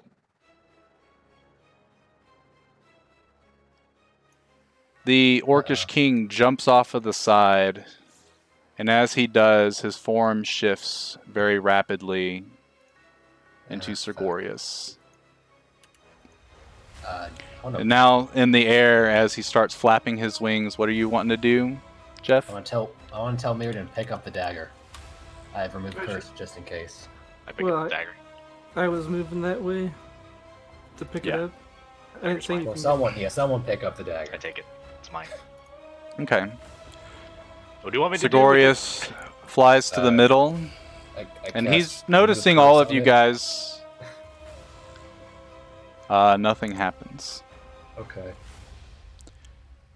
He flies and he stays about 40 feet in the air as he's flapping his wings, arms crossed against his chest.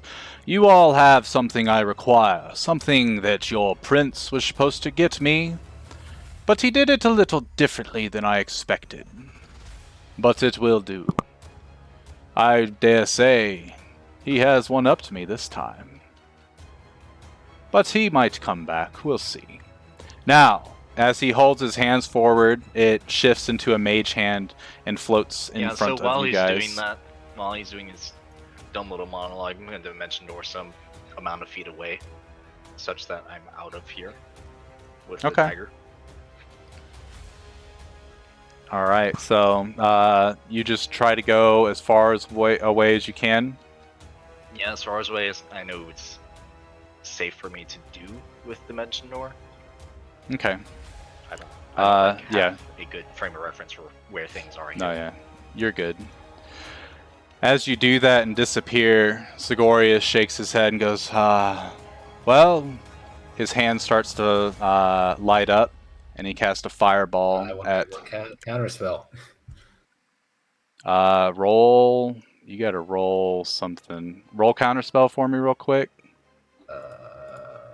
And Martin, just so you know, it's a 1d4 until you're level 14, I believe, for your little thingy. Oh, okay. At higher level, let's see. So I need you to roll... A D something? Yeah, so it'll be a d20. And it'll be plus your intelligence modifier to see if you can counterspell this. So Nope. Plus the 5. Okay, it's 19. Yeah, so I need Lacan, Alfric, Grom, and in theory Rakim to all make dexterity saving throws. Oh boy. Well, I'm knocked out regardless. Correct. Okay. Alfric, you take 38 fire damage. What?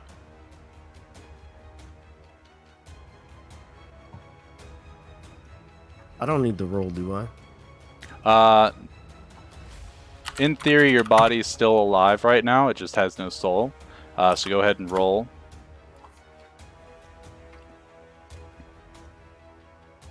And Lacan, go ahead and roll because it would half the damage. You'll get knocked out either way, correct? But, okay. Yeah, so you take 38 fire damage too. Rakim... never mind, not 38. What's 38 times 2? 72 fire damage.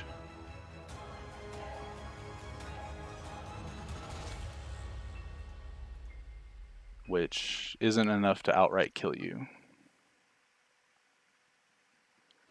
Rakim, his soulless corpse now is definitely knocked unconscious. Grom is knocked unconscious. Okay. And Alfric, you're standing there, and Sigorius flies over towards you and lands. Wizard, you look smart. Call your friend back. I look behind me and I actually thought he was right behind me. I have no idea where he went. Oh. What a bummer. Well, if I can't have Rakim's soul... He turns around and faces the king.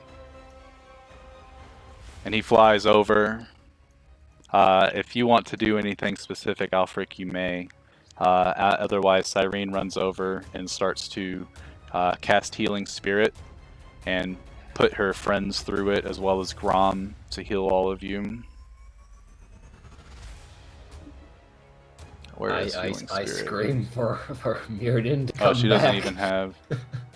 She doesn't have Healing Spirit. So she'll cast a Cure Wounds on... This is for Lacan. heal up that. This is for Rakim, and this is for Grom. I'm still soulless. Correct. So you are essentially nobody right now. Okay. I'm going to grab Rakim's body Okay. and drag it with me over here. Okay. So Or actually, Sigorius flies up. Hold on. Actually, let me retract that. Where's the nearest exit for our little arena? It'd be right next to you guys, actually, where you are. There's like 4 different locations. I'd be dragging him out the east gate then. Okay. So Sigorius comes up, and he looks to the king and goes, "Hopefully you understand this is nothing personal." And he grabs the queen and lifts her out of her seat. And King Aemon tries to grab her, but he's unable to do so. Sigorius flies to the center of the arena and throws her down. And he looks at you guys as you're trying to escape. He's like, "Do you not want to see the finale? This is what Rakim was going to prevent, but since you all just want to be a thorn in my side, I shall do the same." He pulls out a vial, and you can see it's got this red blood in it. Do you know why demon lords need this? No. Enlighten us. I'm still getting away as this conversation's going on. I want to drag Grom's body away as well. Grom's up. Grom is awake, yeah. Oh, no, never mind. Yeah, Grom stays, well, I won't give you the specifics, unfortunately, but when it's mixed, when demonic blood is mixed with royal blood, it produces unparalleled powers. Rakim's mother is not sick from some illness or curse. I have slowly been injecting her with demon blood. And he stabs her in the neck with this vial of blood. And now, you will all witness my creation. And it will destroy you. You and your silly empires. He flies back, and he crosses his arms as you watch Rakim's mother. She grabs her head, and she starts screaming in violent pain. And she looks up and to King Aemon, and she looks like she's trying to say something, but she can't. And then she looks over to where Rakim's body is, and she has tears running down furiously down her face. There are, where her tusks are, you see 2 more tusks pop out. And on top of those tusks, more tusks. You see her arms start to get a lot like stronger and start to, her form's becoming very, like it's growing, but at a very strange, like her left side will grow, and then her right leg will grow, and she keeps on just getting bigger and bigger and more muscular. And after about 10 seconds of this, you see this Luxodon with this sort of demonic aura unravel these wings behind it. And it looks up into the sky and screams out a very wicked scream. And Sigorius is standing there flapping his wings. And now, feast your eyes on the first Luxodon Demon Lord. Yo. In all honesty, I was hoping that this would happen. It was either going to be Grom's life in a civil war, or this. And now, I make it both. He flies over towards Grom and lands, and he looks at all of you. Do any of you wish to oppose me, or may I take this man? How far have I been able to move? Because I would say you're out of the equation. Yeah, I just kept going. So really it's Alfric and Cyrene. Cyrene starts to move back with her healing staff in her hand. And tell him I feel like as if I can't stop you, so... Brady, can I take control of A? Sure. You are 50 I- foot up in the stands. Okay.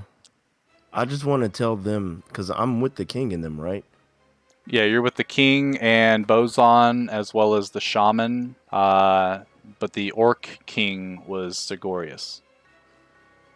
Okay, so so as Abel, I'm gonna try and get the rest of them out of. It's like my king. You don't need to see this, and I try to get them to get. King That's pretty Amon much it. is very resistant, and you watch as this new Luxodon Demon Lord is still getting used to its form, and it like grabs its face, and you can hear a mixture of demon, like abyssal screams, and female Luxodon screams as it's trying to as if it's having a war inside of its mind, and it finally looks back towards King Amon, and Abel, you notice this. You can see that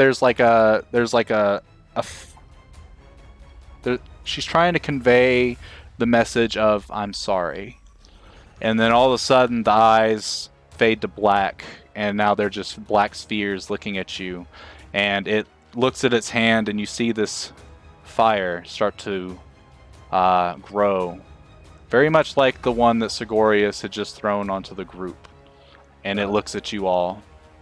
Grab Cyrene. You have an action. Start to run, but dash the other way. Okay. Or Cyrene you runs talking with you. Who's it? Hey, I'm looking at? talking about Abel. Oh yeah. Okay. Okay. Yeah. So I like try to snap the king out. If he doesn't resist, then I want to like punch him in his stomach to like kind of knock him out. Okay. And as you're sitting here doing this, Bozon gets next to you. We gotta haul him out of here. And he grabs the king, and with both of you, you're able to pick him up and start moving. And the shaman stands in between you guys and the Luxodon. And as she's standing there, she looks... Let's see. She looks over and goes, Nabella, this is not you. And your now Demon Lord Mother takes this fireball that she just produced and tosses it over that way. And as King Amon is being dragged back, screaming as Bozon and Abel are running as fast as they can, she holds out her arms and is able to block the blast from getting to the king, but incinerates herself in the process. As that happens, Alfric and Cyrene, you guys hear the explosion as you're running away, and then you can hear Grom kind of laughing to himself and be like, I knew demon lords were not to be trusted, but this is an all-time low. And Sigorius just looks at him and goes, you're far more useful than you think, but not useful enough to talk back. And he takes his claws and slits Grom's throat. As you guys watch him fall lifeless. I want to say Sang Shung. Okay. Too far away. Say that. You're too far away to even use it. Okay, yeah, you're right. Okay. So at this point, we'll say that Mirrodin. Let me actually get tokens. This will make it a little easier. Mirrodin, I'd say that you're probably about right here with your dimension door, and because your movement speed is only 20 every turn, 40 if you dash, it's going to take you a little while to get to where you're trying to go. Let's see, Lacan, Okay, yeah. Alfric, and we'll put Abel on the other side. Alright, so let's see. So we'll start with Mirrodin. You're just doing what you sent me a message about? Yep. Okay. As fast as possible. Okay.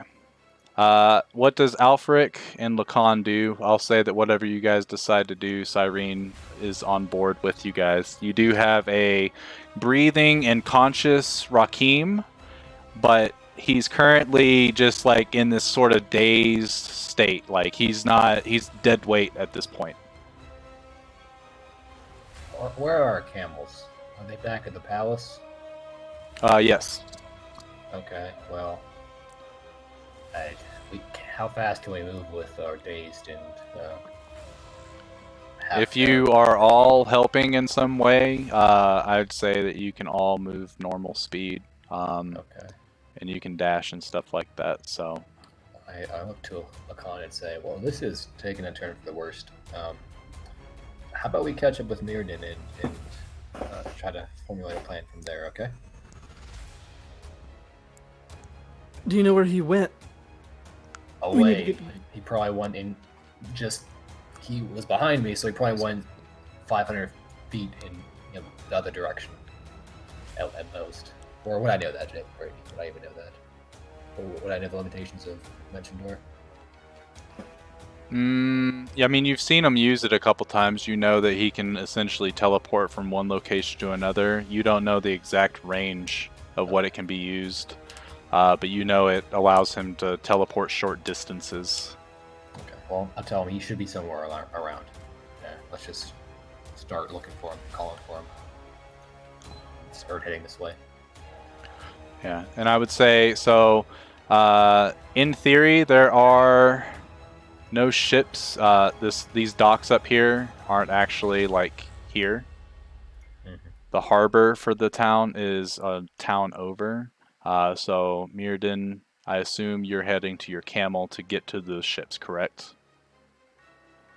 Yeah, I guess. Okay. I'm glad we thought the same thing, because that was actually my thought too. Get to the port and get the fuck out of here. That's actually what I was So, thinking. Abel, you and Bozon, you're with King Amon as you're dragging him, and he's fighting against you guys.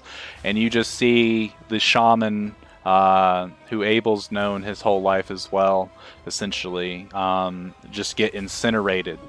And then you can hear the laughter and chuckles coming from the arena, and then everything goes silent. What is Abel doing? Just out of character, would you say that he would know stuff about like a emergency plan if something like this were to happen, to take him somewhere to the palace or something? Abel knows of a location that's deemed as the safe house for the royal family if, like, the kingdom were to ever come under attack or something like that. And it is not at the palace. Okay, so, does Bozon know of this as well? Yep, Bozon knows too. Okay, so I tell Bozon I'm gonna take the king there, and then have Bozon go get the rest of the Rakim's brothers and sisters, because I don't know where they are. I'm assuming at the palace. And at this point, King Amon goes, "Get off of me! Get off!" And he sort of situates himself, and he goes, "I don't know what the hell just happened, but Abel's right. My children, they need to be safe. Bozon!" And he points to him and goes, "You will take me to the safe haven. Abel, I trust you right now more with my children. You go retrieve them, please." And Bozon kind of has this like look on his face, as if he's just like been brutally talked down to. And King Amon looks up back at him and goes, "I'm sorry, but with what has just happened, I don't know who to trust, and it can't be an orc. Let's go." And Bozon has this, he's kind of conflicted right now, but he follows King Amon, and a couple more Luxodon guards go with them, leaving Abel to go to the palace. Abel darts towards the palace. Okay. So let's see. Because of Mirrodin's speed, I will say that you guys end up catching up to him roughly outside of the palace, since you guys are faster than him currently. So you guys see a tiny little Mirrodin as he's running. I don't have a good frame of reference, but How Yeah. tiny is tiny? Tiny is like less than 2 feet tall. Like he So, is like, a Tiny small enough dude. that if I were to reach my hand out, he could just literally hop on. Correct. You are big enough for him to catch a ride. Okay. Fuck yeah, let's do this. Yeah, I'll let him catch a ride, like sitting between spikes, and he can hold on to the spikes for leverage. Yeah. Nice. Toy Deal will sit on Alfred's shoulder. I will Okay. summon my spider and let Todio play with spider. Retro. Okay. And as we're running, we need to get out of here now. We're going back to I the, was way ahead of you. Where are we going? Are we going to the dragon, or are we going to the city of guilds? As strong as that dragon may be, I don't know if he can fight demon lords. Okay. Well, It would be Not to very mention- entertaining. I don't not to know if the mention city of if guilds he'd can be- either. To be honest. Not to mention, I don't know if he'd be willing either. That's a huge gamble. True. Maybe I guess the best option is the city of guilds, but I honestly doubt that they can deal with this either. But Well, for now, out of it's the best here, option. Yeah. Well, let's. Where are we going then? To the docks? Ship? What ship did we even come in on? You came on a ship with Drown. Would they even And- still be here, or did they? No, they left, didn't they? Correct. They dropped us off. So we got to commandeer a ship and get back. Well, the commotion kind of spread so far, so the rest of the city shouldn't be in a panic yet. So let's just get there first before it closes down. Or something Okay. worse. The other people Yeah. leave. So yeah, you guys are about 100. I'll say you're about 100 feet away from your camels. And as you get there, you see in the air, all of a sudden, Sigorius pops up. Next to him, Nabella pops up as they teleport into it. And he looks at her, and you can see that he's talking to her, but you're too far away to hear what he's saying. And she lets out this scream and just starts to fireball after fireball down on the palace. Your camels are unharmed right now, but the palace is currently under fire. Can we still Okay. get to said camels? Yeah. I'd like to get to my camel. Okay. wanna- Abel, as a barbarian, you're fast as fuck, so you're about halfway to the palace at the point that this is happening. Did I see the fireballs? Yeah, you start to see the fireballs hit the palace. Okay. I try to move faster, even though I'm already running. I'm gonna Okay. put Rakim in front of me on the camel, so that way I can, still Yeah. take care of him, and then I'll try to get the camel to move as fast as it can towards the port. So port. it was the next city, right? Like the Yeah. one that we came from. So yeah, basically, Correct. the quickest way that I know to get out of the city and head in that direction. Okay. Easy enough. So, you guys all hop on your camels, leaving. Do you leave one behind, or you bring it with you? I'll bring the camel. I myself took off as quick as I can. I'm gonna try to multitask, so I'm not the one doing it. If they do it, I'm gonna Actually, I take the guess it'd be camel with two. us. There's two camels, one for Mirdan, one for Rakim. I'm gonna take both camels with us. Okay. So Alfric takes a little extra time to unsaddle or get the other two ready to go, and he starts riding behind you. He's probably about, I'd say he's only like 30 feet behind you, Lacan. And as you guys start riding out of there, you guys see Abel still running towards the palace, this fear in his eyes. What does Abel do?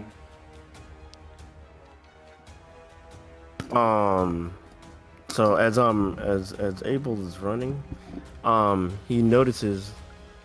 I'll have him notice Rakim and see what they're, but I don't stop because I'm trying to get to them as fast as I can. Okay. And I would say you guys notice Abel as well. If you wish to say anything to Abel, you may.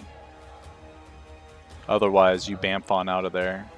I tell him we'll spread news of what's happened to the City of Guilds. We'll send help if we're able.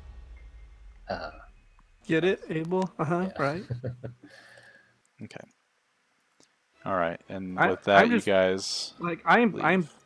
I'm bamfing like immediately, so Yeah. there might be some distance between us then, but I'm not Yeah. taking chances with time.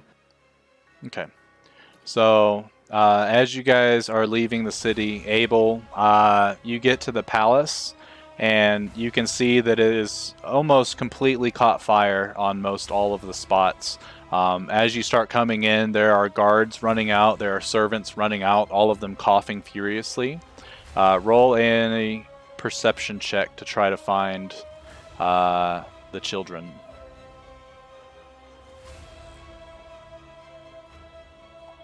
Give me a second. I gotta open the sheet. Okay. You can shift and double click Abel, and it'll open up his sheet. You said perception? Correct.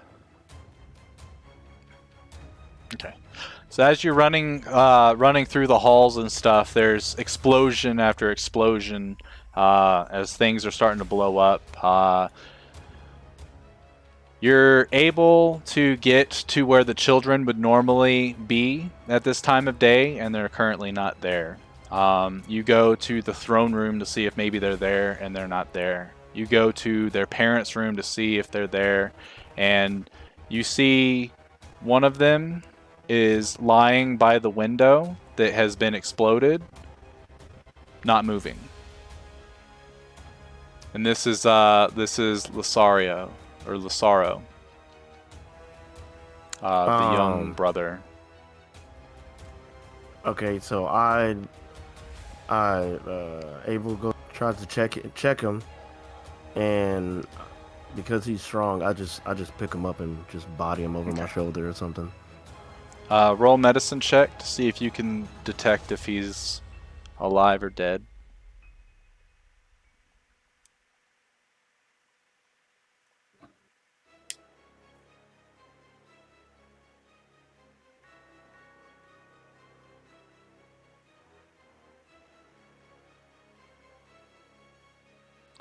As you pick him up, you're able to feel no pulse, and you know that he's been dead for the better part of a minute. You notice that the glass that was exploded, probably from the window, he's got a shard that's right in his jugular. And he just lies there, and you kind of try not to think about it, hoping that maybe someone can do something as you scoop him up, and you start going around looking for Kiana. One more perception check.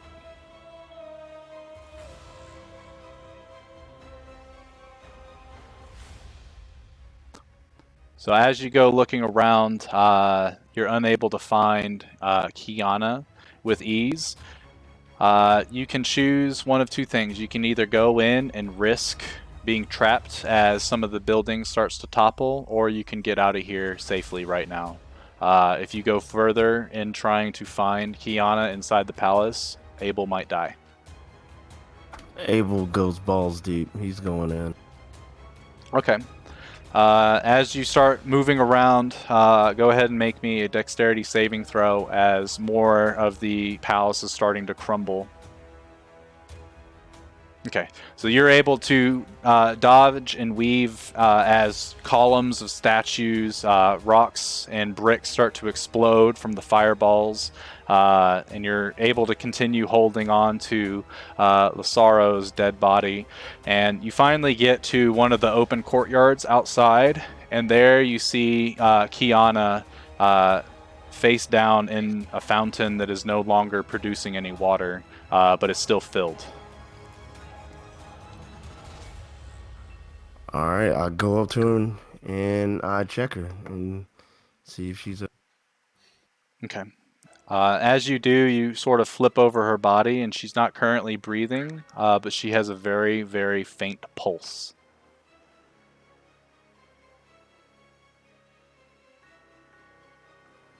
Okay.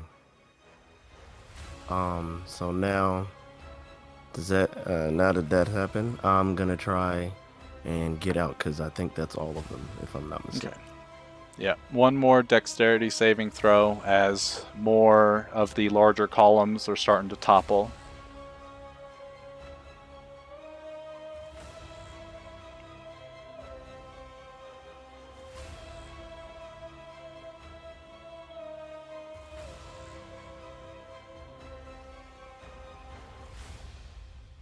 Okay. So Also, Abel. can Oh, can go I ahead. can I use my danger sense? Because it says if it's a saving throw against dexterity, I have advantage. Yeah, that's what I was going with. Oh, okay.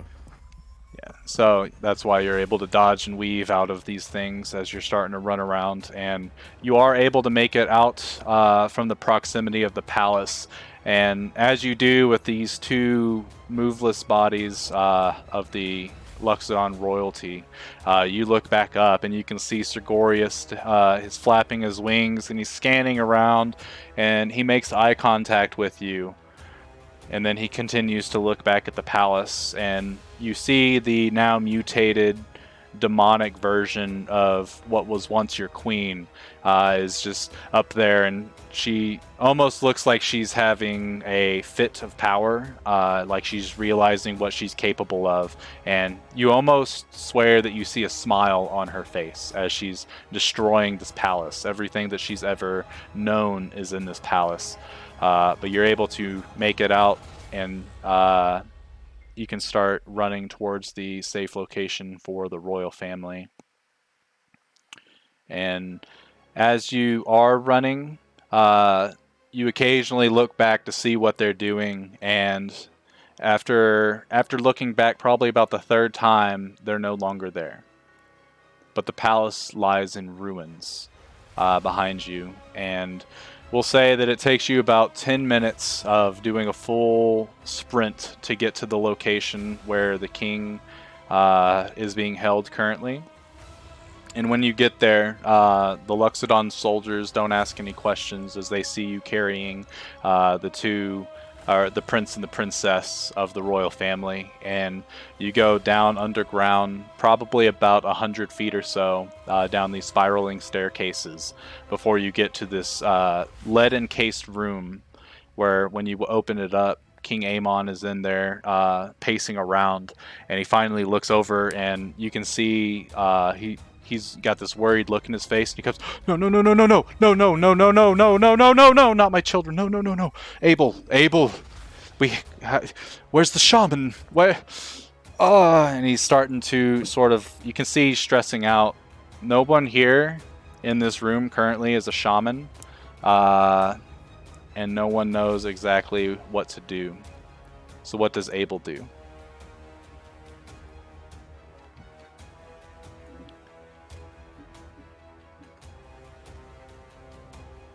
Could I possibly roll like survival to try and see if I can keep one of them alive, or the one that's alive? Or no, but Yes. you can roll a medicine check at disadvantage to try to stabilize her. I'll say it's a DC 10.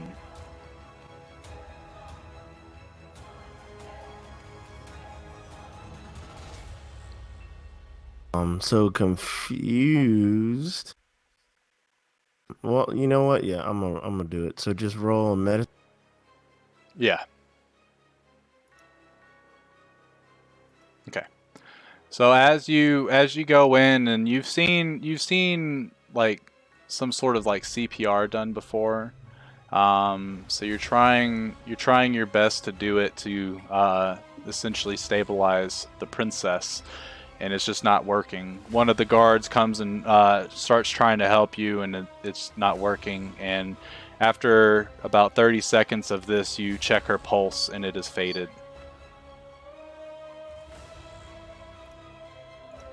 God damn it.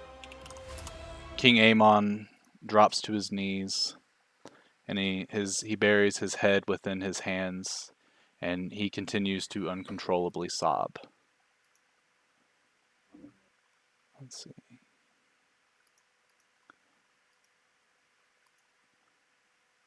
All right, Abel. So this is just a small room. Yeah, it's just it's not really meant for long term. It's more for like an immediate shelter until they can move the royal family to another safer location.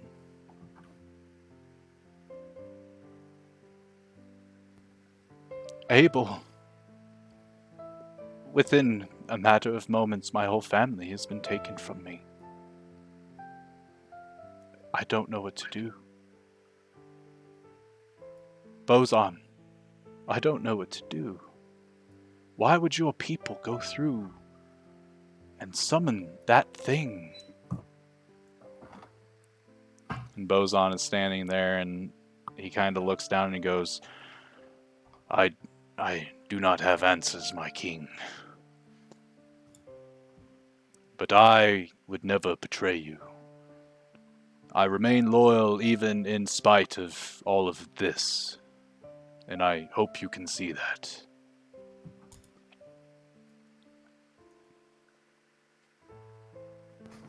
Abel walks up to him and to the king and just drops to his knee, and he's like groveling and tells him that he has failed him. He's sorry that he's failed him. And he looks to you and goes, No, it is I who am sorry. If it wasn't for the sins of my ancestors, maybe this would all be different. Maybe I truly don't deserve to be king. And he's sniffling through this whole thing, and at this moment he looks at you, Abel, and goes, I don't believe that you are of... I don't believe you're currently needed here. I assume that your friend, or that Prince Rakim was taken by his friends to possibly back to the city to maybe rally allies. Abel, I need you to retrieve my son. If anything, this is my final task to you as king of Ziradel.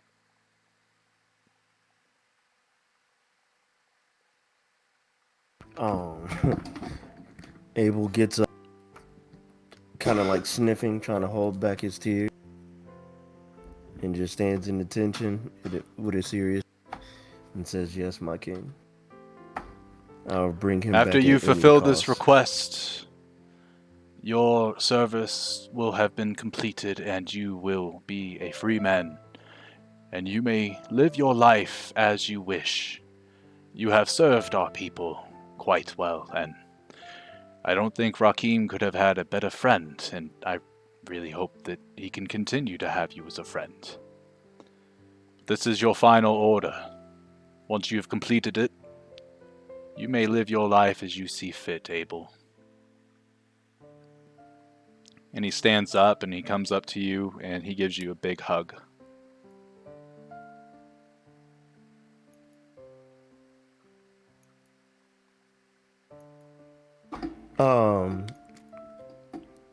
Abel,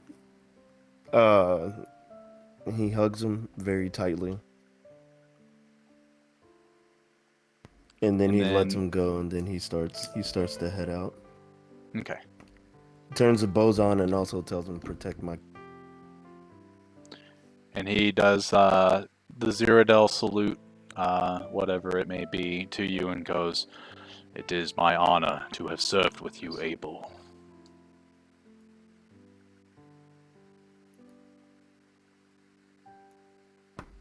And he leaves. Okay. And as you do, King Aemon starts to cry out loud over the corpses of his two children. The door closes behind you, and you're able to make your way back to the surface. And you can see the large plumes of black smoke coming from the palace. You see a little bit of it coming from the arena itself, but not as much. So at this point, where does Abel go?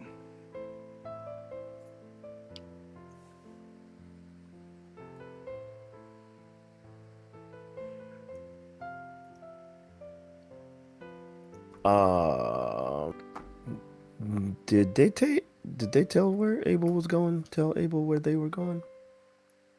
I think Alfric said he was heading back to the City of Guilds specifically to inform them, so Abel does in fact know exactly where they're headed. Okay, so yeah, I just head towards the next city. Okay. Also helping out anybody if I can. So yeah, so I'm gonna head to the next city to get. Okay, so as you guys are retreating from the capital of Ziradel, it will take you about a day of travel to get to the harbor.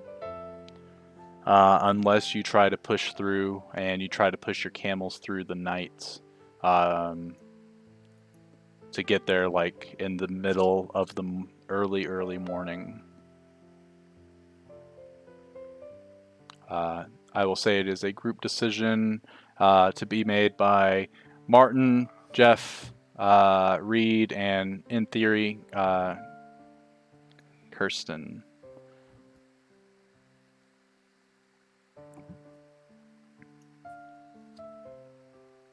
What does everyone else think? I feel we should book it and rest on the ship. Agreed. Sure. I'm in agreement. Okay. So all of you go ahead and roll Constitution saving throws, and I will roll them for your camels. I want to name the camels. Okay. I'll write the names down. So My the two suggestion. camels that you are dragging along with you, Jeff, start to sort of like slow down, and they're unable to keep up with you. Do you force them to continue, or do you let them go? Or is a third option you can do? Oh no. I'm gonna summon a good berry and feed them these good berries. Okay. And then I force them along. Okay. So you force them along, and you get a little bit halfway to the harbor, and they both just collapse into the sand. And your other camel starts to drag because it's pulling these other camels along. I cut the rope and I leave them behind. Okay. So you leave your other two camels passed out in the middle of the desert. As you guys continue to move forward, you are able to make it to the harbor, and it is early morning. The docks currently, there's a couple guards here and there that are just keeping an eye on the pier. There are some ships that are docked, and currently the only place that has any light source to it is the tavern. Go bang on that door. Where's Alfric's Constitution save? Mirden Let does me have just a see. point of exhaustion. I Lacan did is fine. Correct. Well, I still have 1 point from battle. Yeah. Constitution save. And Alfric is fine. Hardy Abel, boy. as you start riding that way too, are you going to ride through the night? Or are you going to find a place and camp? I'm gonna attempt to catch up, so I'm gonna ride through the night. Okay. So go ahead and you also roll me a Constitution save, and I'll roll one for your camel. Your camel is fine.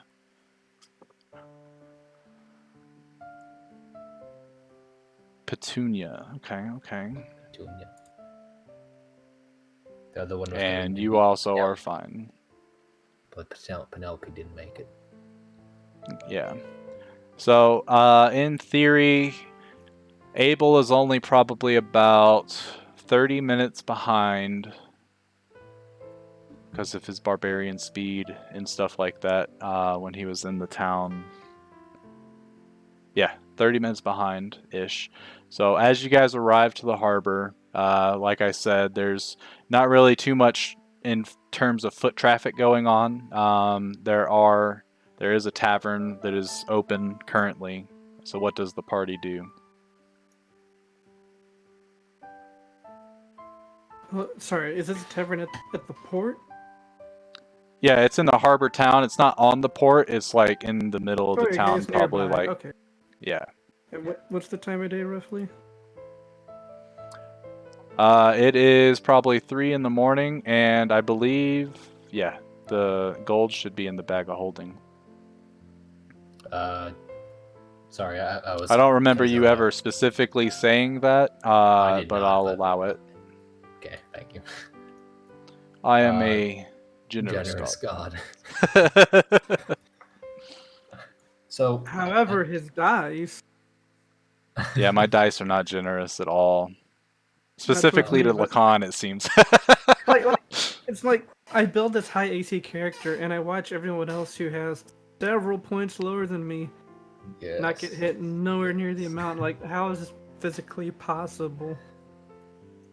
But anyways, So, I'm gonna. So, like, are we assuming the people that are there any boats? Let me ask that for starters. Are there any boats? Yeah, there's quite a few ships that are docked. are there And any of their captains out what- and about? Or are these ships big enough that like the captain, his quarters might be on the boat, and that's where they would be sleeping? There are a couple. I'll say there's 2 ships that are big enough that look like they have more than the average crew.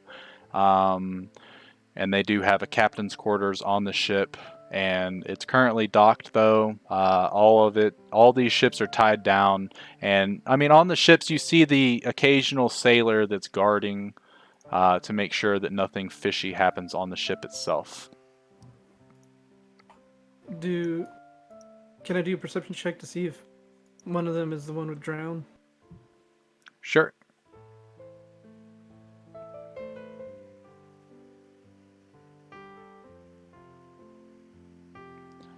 So you look for the ship that Drown came on, and you do see it. But as you go over to that ship, as I assume you would, you get onto the ship and you go into where he would be, and he's not currently there. Alright, I'll then head to the tavern and see if he's sleeping, or, yeah, took the night at the tavern. Okay. What about Mirrodin? Does he follow Lacan in his tiny form, or do you stay back on the ship? I guess I'll just hang on to Lacan's bike. Okay. What about Alfric? There ain't nobody here at the dock, so I guess I'll go to the tavern. Okay. Cyrene looks at you all and says, I'll wait right here to make sure that if he does come back, then I can come and get you and we can leave. All right. And she gets onto the ship and goes up towards where the steering wheel is and hangs out there for while you guys do your thing.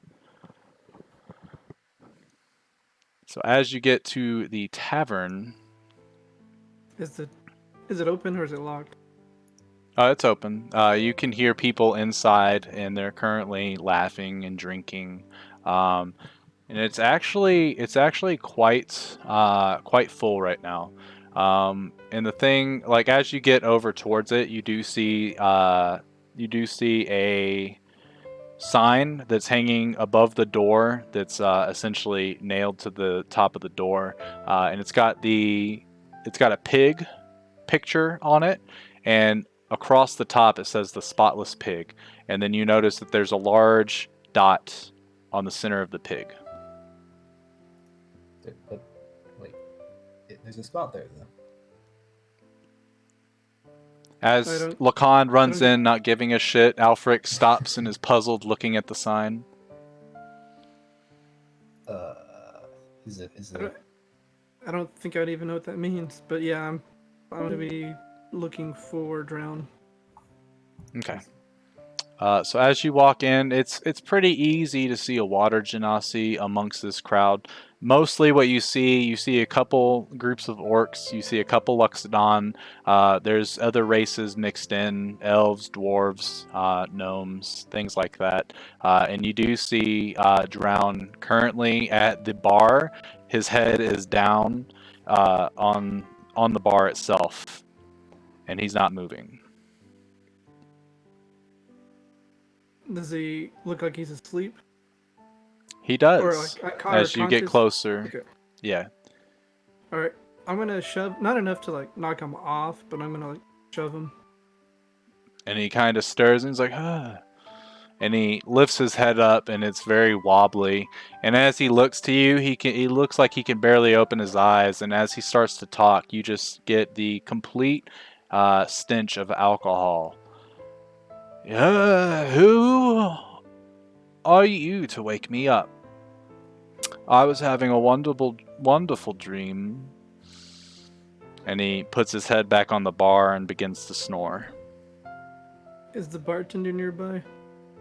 He is. He's currently pouring a couple drinks for one of the bar wenches to take to a table. Barkeep, may I have a glass of water? Why, sure. And he, after he serves the other patrons that he's helping, he heads over about 20 seconds or so, hands you a glass of water. All right. I throw the water in Drown's face. Oh, that is cold. Get up, Drown. We need to go. I don't know who we are. Who's drowned? Don't- Who's drowning? How are we drowning? It's me, Lacan. The bartender looks at you and goes, I'll be honest, he's probably beyond useless at this point. He almost drank a whole keg. What? How close Ah, are a man of we? culture. Are we all right there? How close or what? Are we all right there? Yeah, you're all right there. You only stare at the sign and ponder it for like 10 seconds. Well, I grab Drown. I start to pull him. He has not paid his tab yet, sir. What's How his much tab? is it? 20 gold's worth. Throw him 20 gold. Thank you, and you all have a pleasant stay. Where's the rest of Keep his him crew at? safe. Keep him coming back. Why'd you let him drink a barrel?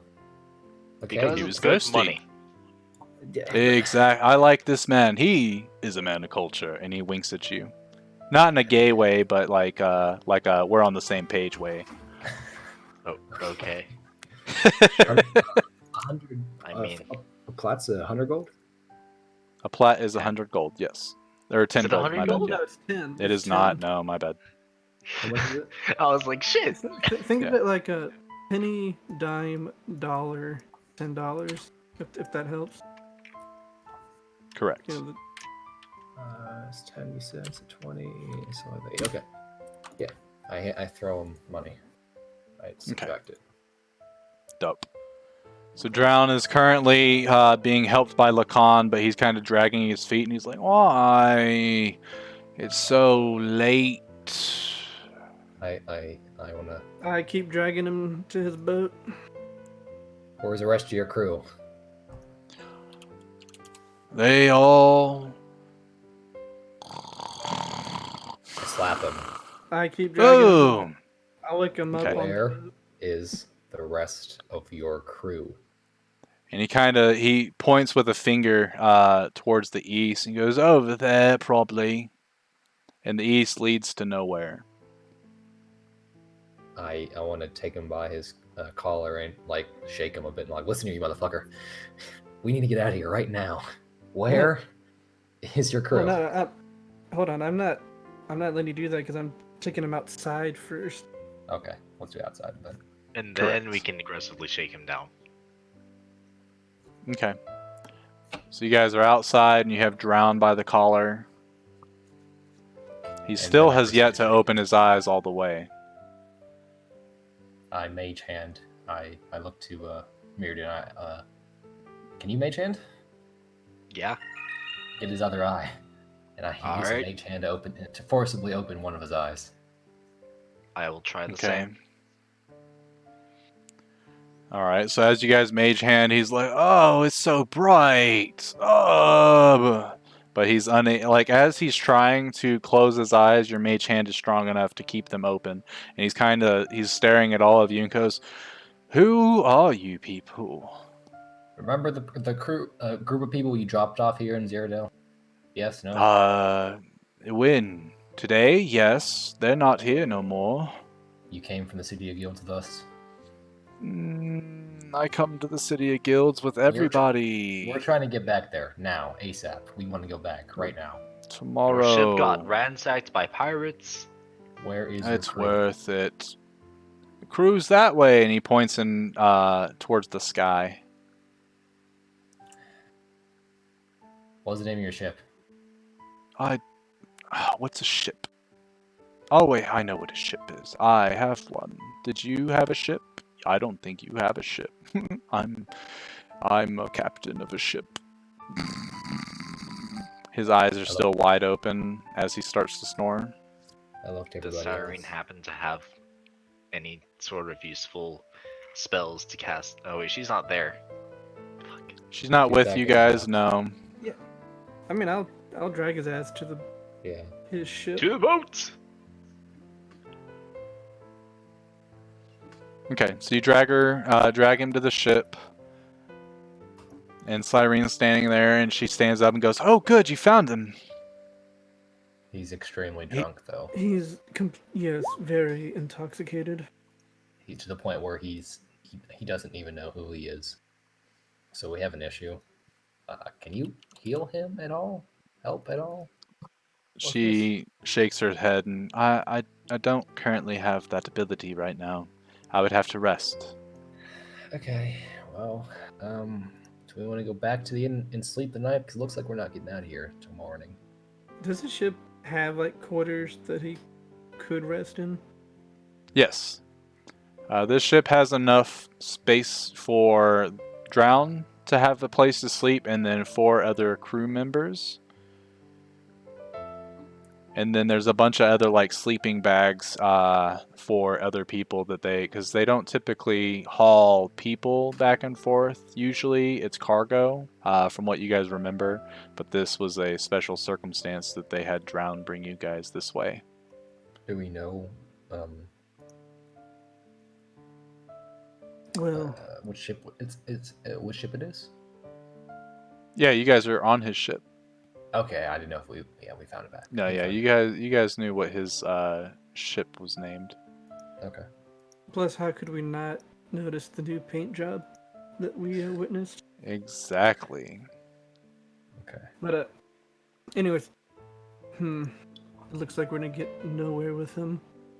I'm gonna Yeah. throw him in his quarters and keep an eye on him until he wakes up. Okay.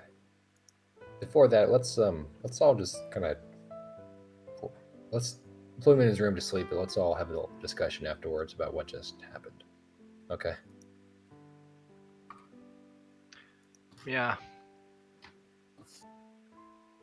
Okay. By So- the way, when are you gonna get back to normal size? After I rest? Probably. Do you have no idea why you're so tiny? Because of some decisions I made. It's a long story. Alright, well, off you go. I Pick climb 'em up. off. I climb up, down off of On's shoulder. Okay. There. So as you guys get Drowned into his room and he passes out, Abel, you'll end up catching up 30 minutes after them. How do you go about finding out where they're at?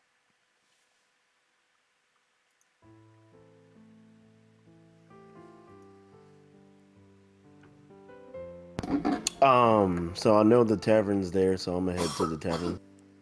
Okay.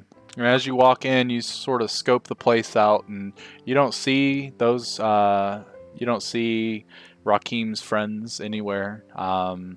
and you see a bunch of the normal people that you've seen before in this location. A couple of them look at you and they go, "Ah, Abel, here to have a drink with us."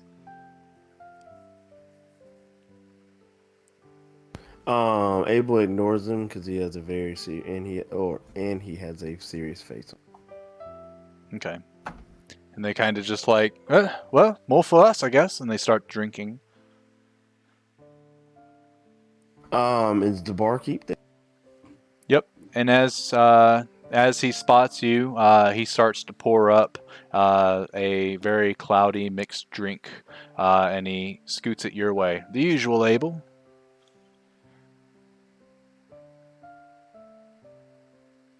So I go up to the chug it down real quick. Okay. So, hey, barkeep, you haven't happened to see a group of random assortment of people come in here? And I start to describe what they look like. And he sits there and he goes, well, actually, they probably left about 20 minutes ago from here, and they took one of the captains that was belligerently drunk to the harbor. I really hope they don't try to sail with him in that condition, because they'll probably be back in the morning on shore. So they should more than likely be at the dock, or perhaps feeding him to the fishes. I don't really know what their intentions were, but they paid me, so it wasn't my business. What did the captain look like? He was a water genasi with a white goatee and white hair. I think they said his name was Drown.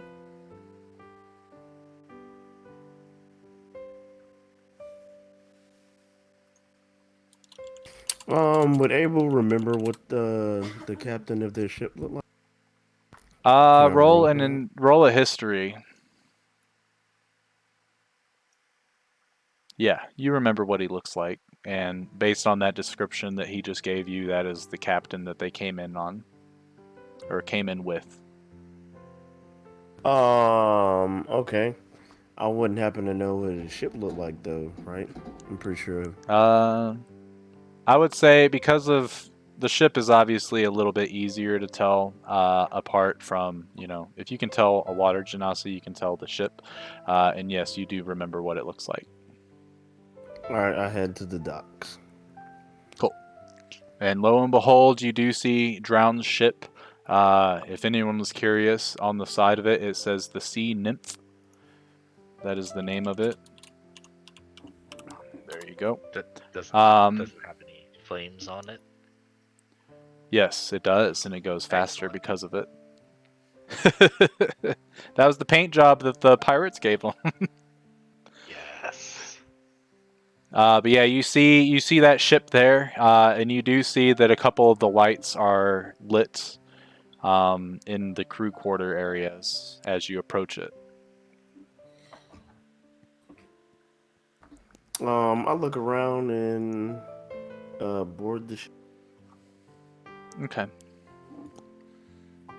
As you board the ship, the rest of you guys hear footsteps coming over the plank that allows you to get from the dock to the ship. So you guys know that somebody has just got on the ship.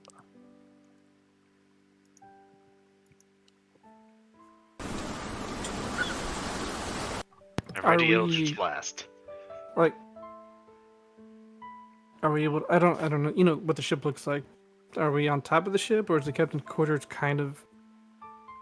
The captain's quarters like, is on top. But it's like that room. Yeah. So wouldn't Correct, we see him hopping on? Yeah. I mean, the glass though, it's not like it's kind of like that really shitty glass where you can see dark figures, but you can't see fine details. So you see this large shadow cross and get onto the ship. And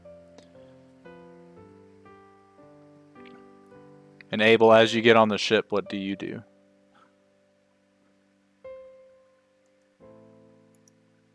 I go to so I saw where the lights were on, So I head towards where that light source was. Okay. Easy enough. And the door right there is in front of you, and it's currently closed.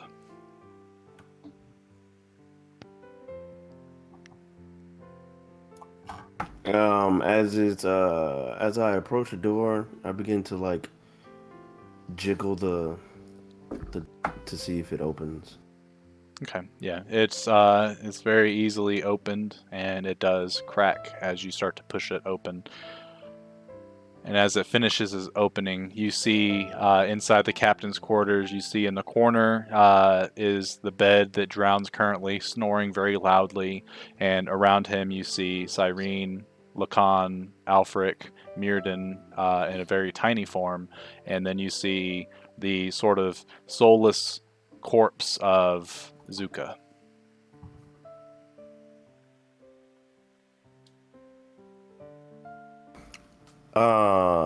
So Abel has a big smile on his face as he's happy to see them, but then peers at Rakim's and then walks up to it and starts to kind of to sob a little. Hey, buddy. He gets down on his knees.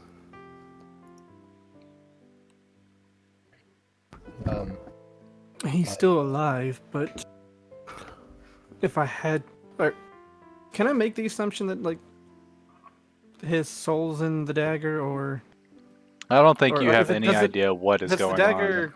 does the dagger glow or okay? Well, okay, never mind. Then I'll just Yeah. Lacan has no clue. He's- Only Mirden and Alfric. he's still alive, but I don't know his condition. So I have this dagger. Not really sure what's going on with it. I've never really studied this sort of thing before. I'll just hand it in. Here, Alfric, you probably have some idea. I hand the dagger to Alfric. Okay, Alfric now has the dagger. Is there a way I could look at it closer? Roll Arcana with disadvantage. Can I will use guidance first. All right, go for it. You metagaming swine. Also kidding. First the water breathing, and now this. I'm just joking. That was Let's actually see. really it. Let me see. I need to get a D4. Roll a D4. And then roll Arcana. Motherfucker. So, yeah, so with the 13, you look at it, and the magics that are being used for this, you don't understand whatsoever. I look back to Meriden and say, I don't have a clue. What the best I can say is the inscriptions mention something about soul stealing. Other than that, I have no idea.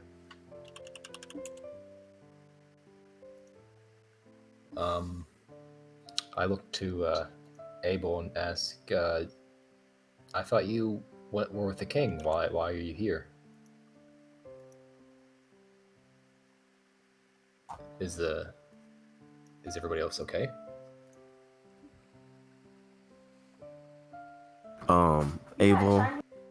Abel ignores, or he heard you, but he's just not answering as he continues his sob over his best friend's current state. And, yeah, Rakim is currently, he's sat down, his legs are stretched out, his hands are kind of like in his lap, and he's just got this blank stare. He's steadily breathing. It's not labored or anything like that, but he doesn't blink ever.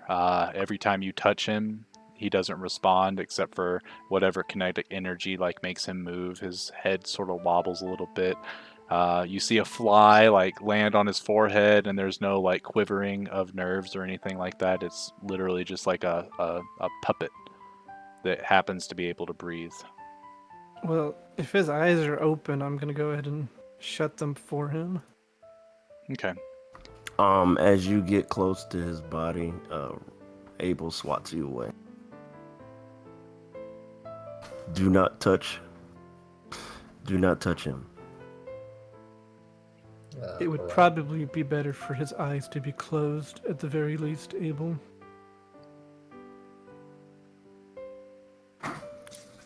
Abel then closes his eyes. Okay.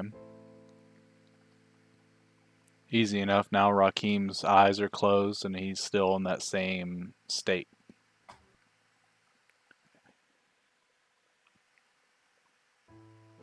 Meanwhile, Cyrene sits down at the table.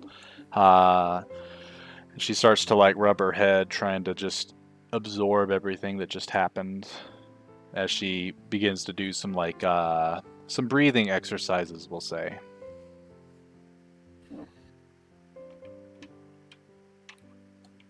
I'm going to look back to Abel and ask what happened at the palace. We saw it being incinerated.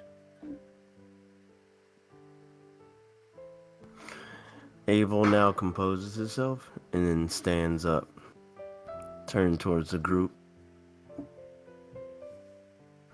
The palace is in shambles. It's completely destroyed. Did anyone survive? Servants got out. Maybe a lot of people. Is the rest of the royal family okay?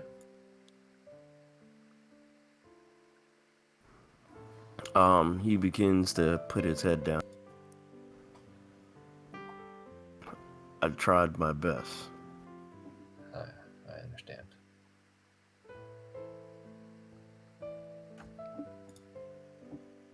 So, why did you come here? Us.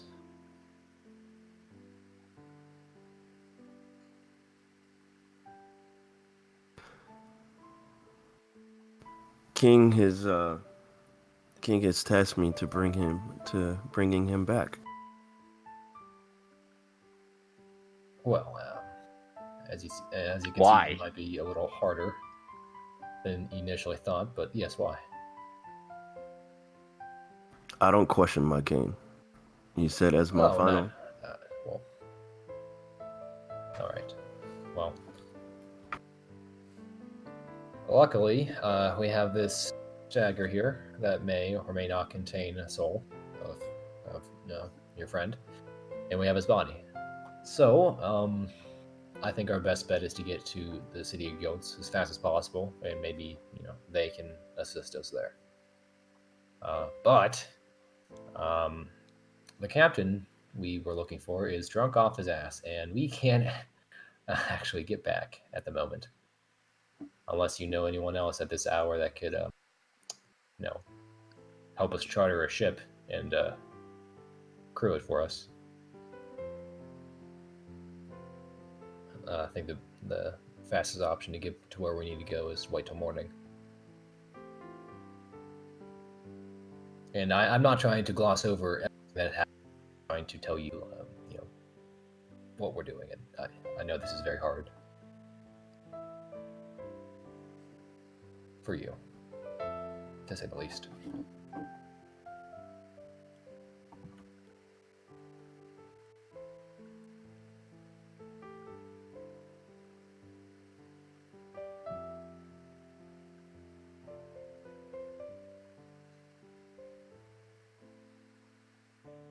Does Abel respond? Can y'all hear me? No, not at all. We can Well, now. wait, We now, didn't hear yeah. you. Can you say that last part again? It like faded out in mid-com. I was just saying that I wasn't trying to gloss over the fact that this tragedy happened, but I was just trying to tell him to, get you on the same page as us. We're trying to get to the city of Guilds as fast as possible. Maybe someone there can help restore your friend to life, since we have the dagger here that could potentially hold his soul and the body.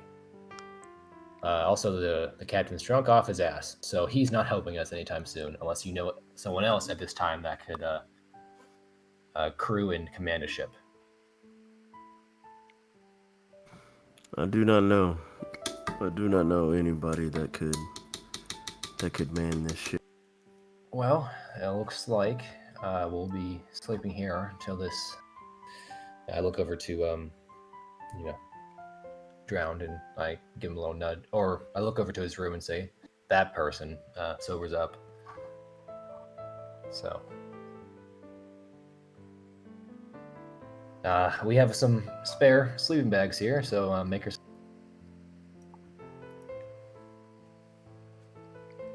All right, so real quick, I'm gonna go use the bathroom. So let's take a 5-minute break real fast, and then we'll get back into it. So I'll be right back. My dude. Me go to the bathroom as well. Same, I'll be back.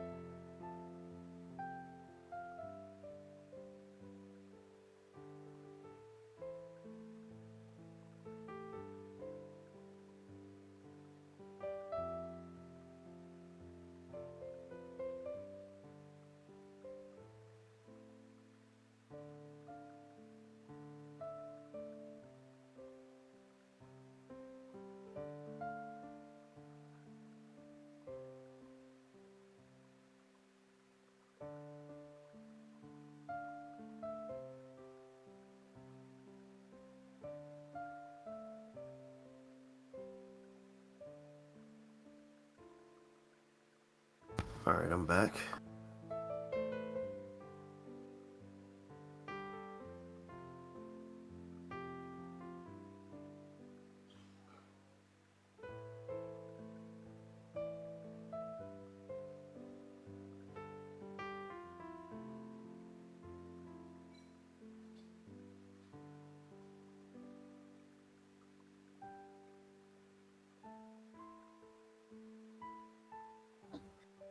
Huh.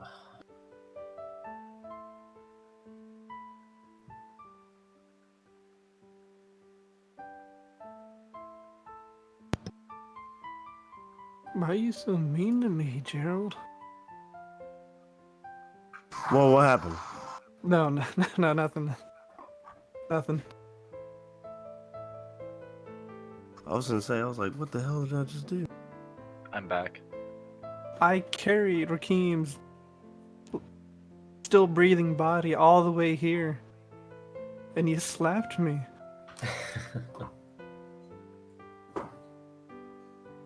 Hey man, Abel's a No, sensitive guy. yeah, no, I know. Don't worry.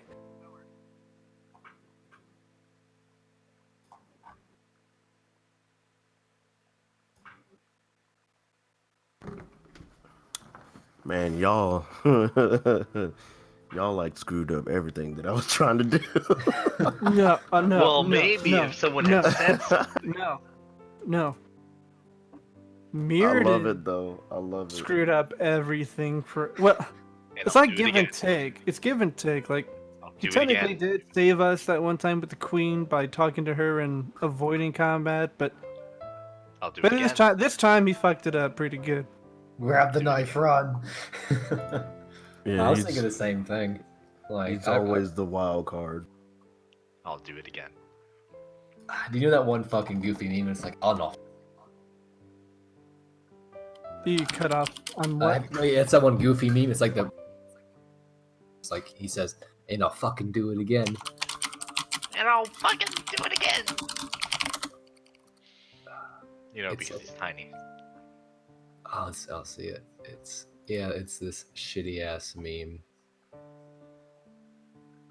I'm trying to find the. I can't find the blank template, but I got this at least. I can save it.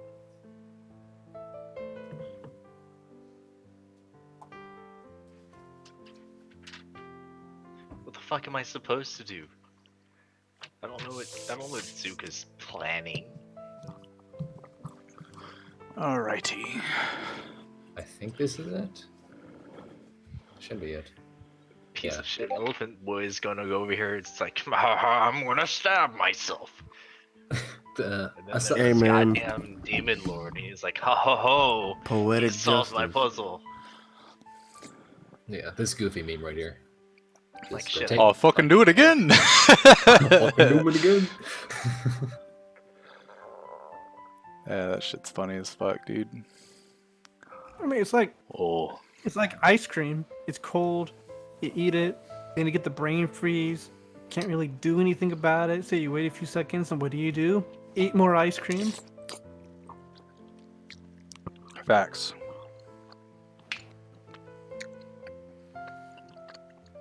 It sounded like everyone's back.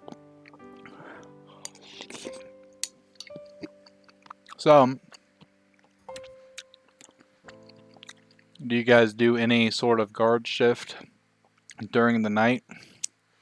You guys know Mirrodin only needs 4 hours to trance, and then he's good. So in theory, you only need 2 shifts. I Well- am going to go Are around. these quarters like all in the same room, or are the sleeping bags elsewhere? Sleeping bags are under the deck. Essentially, where those marrow broke in, there's more rooms and little what are they called? Hammocks that the actual crew typically sleeps in, and then there's enough room on that part to lay down sleeping bags and stuff, if need be.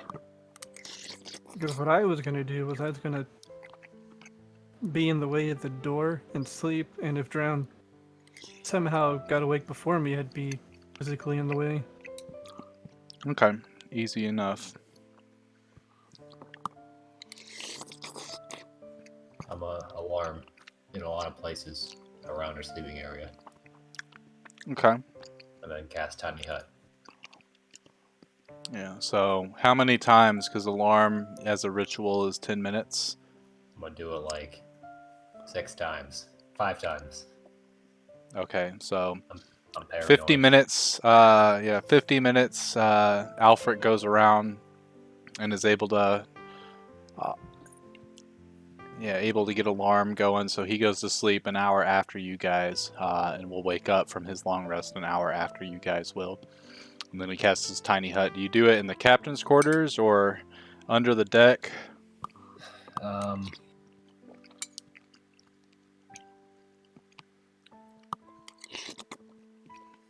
Next to everybody else, where we are all sleeping at. Okay. Yeah, Lacan's sleeping in the captain's quarters to make sure Drown doesn't try to leave or anything like that in the night. I don't know where everyone else plans to sleep / trance. But yeah, it doesn't truly matter. So everyone go ahead and take half of your hit die back. Get all of your HP. Remove all your exhaustion. Get all your spell slots and shit. And if you have any items that require charges to be rolled, go ahead and roll them. But I don't think anyone used any, so we should be good on that front. Also, I'm gonna eat my good berry and pass out the Okay. remaining ones, and force you guys to eat them. I eat it. Yes. It's yummy. If there's any extra, I'll give it to Tordio as well. Tordio's ecstatic. Yes. I restore my stuffs. Okay. So with everyone just going to sleep, since there are guards on the piers and stuff, your alarm spell does trigger, Alfric. So as it triggers, you hear the stumbling of other sailors, and you can hear them mumbling and saying random shit to each other. And then you hear smacking on the deck as one of them passes out in the middle of the deck. I nudge someone close to. Wait, is there anyone in the tiny hut with me? Probably around me? everybody but Lacan. Okay, well, I nudge someone and say, "Hey, can you go check that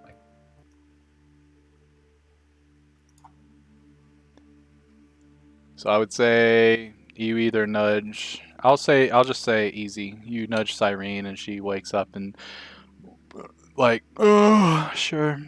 She gets up and goes out of the tiny hut and comes back a few moments later, and she goes, "It's just the drunk sailor crew." And she lays back down. Anything else? No, that's all. Thank you. I go back to She goes sleep. back to sleep. Okay. The rest of your night goes without any issue. Alfric does wake up an hour later than everybody. So Cyrene exits. I would assume Abel and Mirrodin exit. Mirrodin's been up for 4 hours at this point before everybody. In those 4 hours, does Mirrodin do anything specific? Not anything in particular, I guess. No. Okay. Oh, good. I get that one. I rolled a 3 for my gifts today. Okay.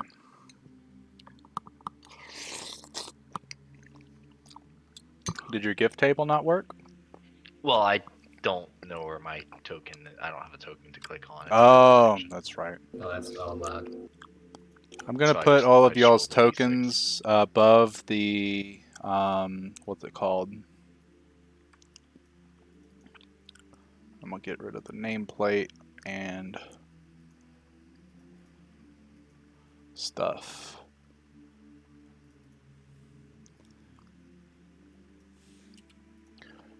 Yeah, I'll make it to where all your tokens are above the what is it called? Legend. Yes, the legend of the hidden temple. Kidding. But anyway, as you guys start to rouse from your slumber, Lacan, you wake up and you notice that Drown is still snoring. You also look over at Rakim, and he's still in the exact same position as before, unmoved, and his eyes are still closed.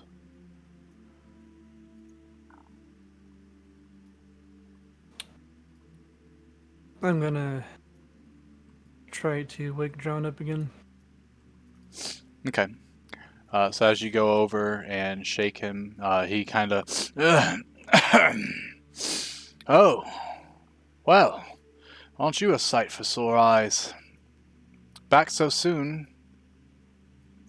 Yes. And it's rather urgent that we go back to the guild. Well, yeah, I figured you guys would be back eventually. Had this weird dream that someone was trying to rob me last night. It felt so real. That's But weird. as soon as Your my face crew looks is so mashed awake, up. he goes over to a really shitty mirror and looks at it and is like, I think I got in a bar fight, maybe. Yeah. Happens that's probably- often. I mean, you know why they call me Drown, don't you? No. No, not at all. Why? Well, it may be because of my water genasi heritage, but I typically can drink enough alcohol that would drown a normal human.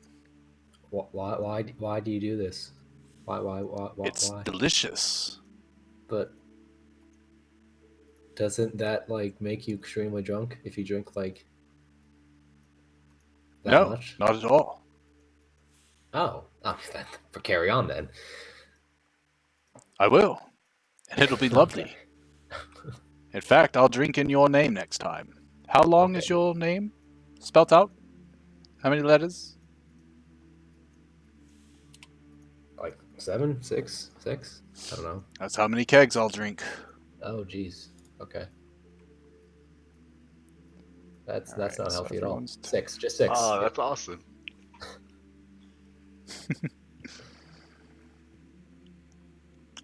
Yes, Mirrodin is normal size at this point now. Okay. John, not to put a lot of pressure on you, but we want to leave as soon as possible. What prep work can we do ahead of time while you're, sleeps this off? He you can see that he's starting to pour himself a glass of water, and as he's drinking it, he goes, "Well, in all honesty, if the crew got back around the same time that I did, then we should be able to set sail in about 30 minutes. We just have to go about our normal checks and make sure we have enough cargo to get us there. So Okay. I'll go ahead and start doing that." And he Okay, stretches and then heads outside. I'll help you wake him up, okay? And I'm going Sure. to minor illusion a tiger screaming over and over again until they wake up. This is the worst alarm clock. Okay. So as you do And there's that, no snooze. yeah. Let's see. I don't think I have. Do I have it? That works. Yeah. So you do that, and then all of a sudden you hear "Holy shit!" coming from underneath the deck, and all of a sudden you see, you hear a bunch of footsteps, and the other sailors run up, and they've got like these really, really shitty clubs, and they got a hand out in front of them, and they're looking around. They're like, "Did you fucking hear that tiger? How did a tiger even get to Ziradel?" Oh, that's just my alarm clock. What Get is up, get up, you filthy bilge rat! We need to get this ship ready to go. They kind of look at each other, and then they look back at you and be like, "You're lucky you're pretty strong." And they all start to yawn and stuff like that. And then Drown, he comes out of his captain's quarters. Now he's got his, like, his normal uniform on, and he goes, "Well, he is right. We need to pick up the pace. We are to deliver them back to the City of Guilds as fast as possible, as they are finished with their contract here, I assume." Yeah. Yes, we are. Okay. So they go about doing the things they need to do in order to get the ship ready to go. And it takes them about 30 minutes. So in that 30 minutes, what do you guys do, if anything? I want to go to the rest of the crew, rest of the group, and say, huddle up. So or go to under the ship where no one can hear us, and ask. So Lacan, Mirden, Abel, Cyrene, what are we telling the city? What happened? How are we going to explain this to them? You leave that to good friend Mirden. I will explain it perfectly with concise facts that are truthful. Okay, which are? Let's see. Hear this ahead of time. We went to Ziradel.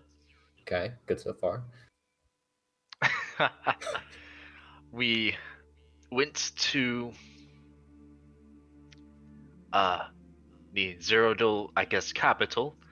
Then went to fuck. What was the place's name? Shit.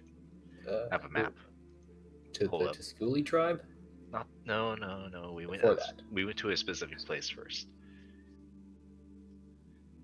That's not it.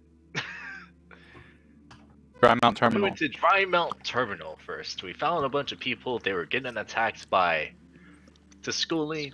Then we went to the Tusculi hive. We infiltrated their numbers. That's not right. We kind of snuck in, and then we got I caught. snuck in using my invisibility spell. Well, you guys, I don't know what you guys did. That's not important. But I parlayed with the Tusculi queen. She was like, "Hey guys, what's up? Why are you attacking my people?" And I was like, "I didn't do anything." well, I mean that's true. Okay, but aside from that, so after that we went to the We went to the ogre orcs, camps. Yep, orc camps. and then we're like, "Hey bros, why are you attacking these other bros?" And I'm like, "We ain't got food, fam." And then they're like, "Oh shit, you guys don't have food." So we went back, we found them some food, we made sure the shipment went good. We found out that fuck? Who are they? Their caravan from The Titania Empire Yep. was doing some shady shit. We found out they were a bunch of Warforged or something. Clockwork beings. We incapacitated them. We took their bodies back to Ziradel, right? Yes. Okay.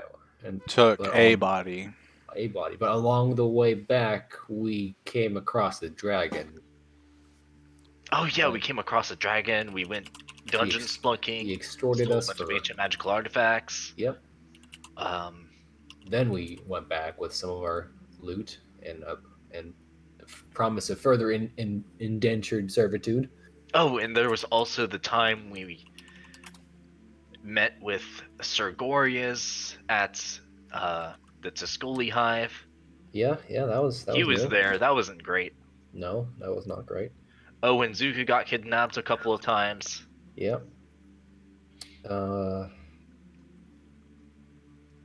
Then I did notice when we got back, after we got back to the capital, we went to the arena, we fought in the arena. I did notice something right before Zuka stabbed himself.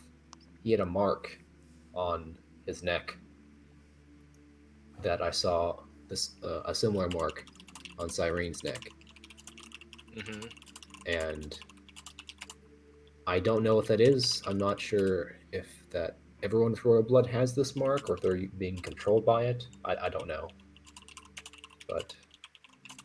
And we also saw. So we now know for a fact that there are two new demon lords out there, Sigorius and the newly created Luxodon demon lord. And we potentially have Zuka's soul in the dagger. And I point to the dagger that. Do I have it still or do you have it? I gave it to you, but you could have handed it back to me. It doesn't really matter. I'll put it in the bag of holding. That's probably a good place for it. Okay, and then we also have... As you do. Oh boy. I'm kidding. Then there's also Zuka's mostly alive body over here. Okay, and we have Abel. He's not quite dead yet. No, but he's not really living either. Truly living. What do you think would happen if we broke that dagger? I don't know. That's a good question. I feel as if that's something we should wait till we get back to the Citadel. There's probably more experience to wizards and sorcerers there. Yeah, I can answer that question. Do not have enough experience with studying the arcane arts to give you a definite answer on that. So it's safe to assume that the entire capital is being burned down. I look over at Abel, correct?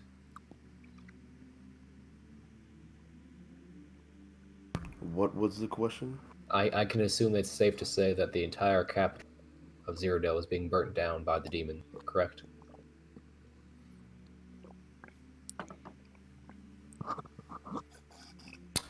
Well, before I left to come here, only from my understanding, or from what I saw, only the capital was, or not the capital, but only the palace had been destroyed completely. Okay. Wow. Because as I was running to meet back up with the king, they were gone. And is the king safe at the moment? Yes. Okay, so we know the king's safe. We know some of the royal family's alive still. Not all of them. I guess that's our report we can give to the City of Guilds. Ceres. Yes, Ceres. We can give our report to Ceres, and then he can use his political powers to tell whoever needs to be told the exact information they need to be told. Okay, so I write all this down. Anyone else have any changes? We need to inquire if the guild is looking to means to somehow fight back these demons, because they're popping up everywhere.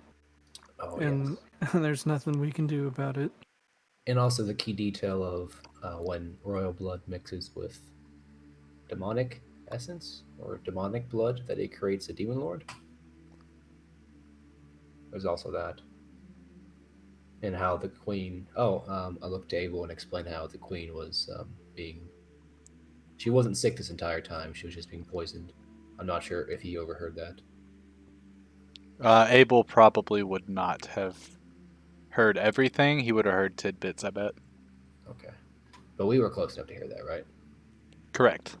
Okay. He was directly speaking to you guys, and he had his back turned. That's why I don't think that they would have heard every last bit of it. They would have heard most of it, though. Well, I think this is a good enough report, and I make a copy for everybody, and I give it to everybody else. While you're making your copies, the ship ends up leaving port, and they're able to. Let's see. Let me roll a D100.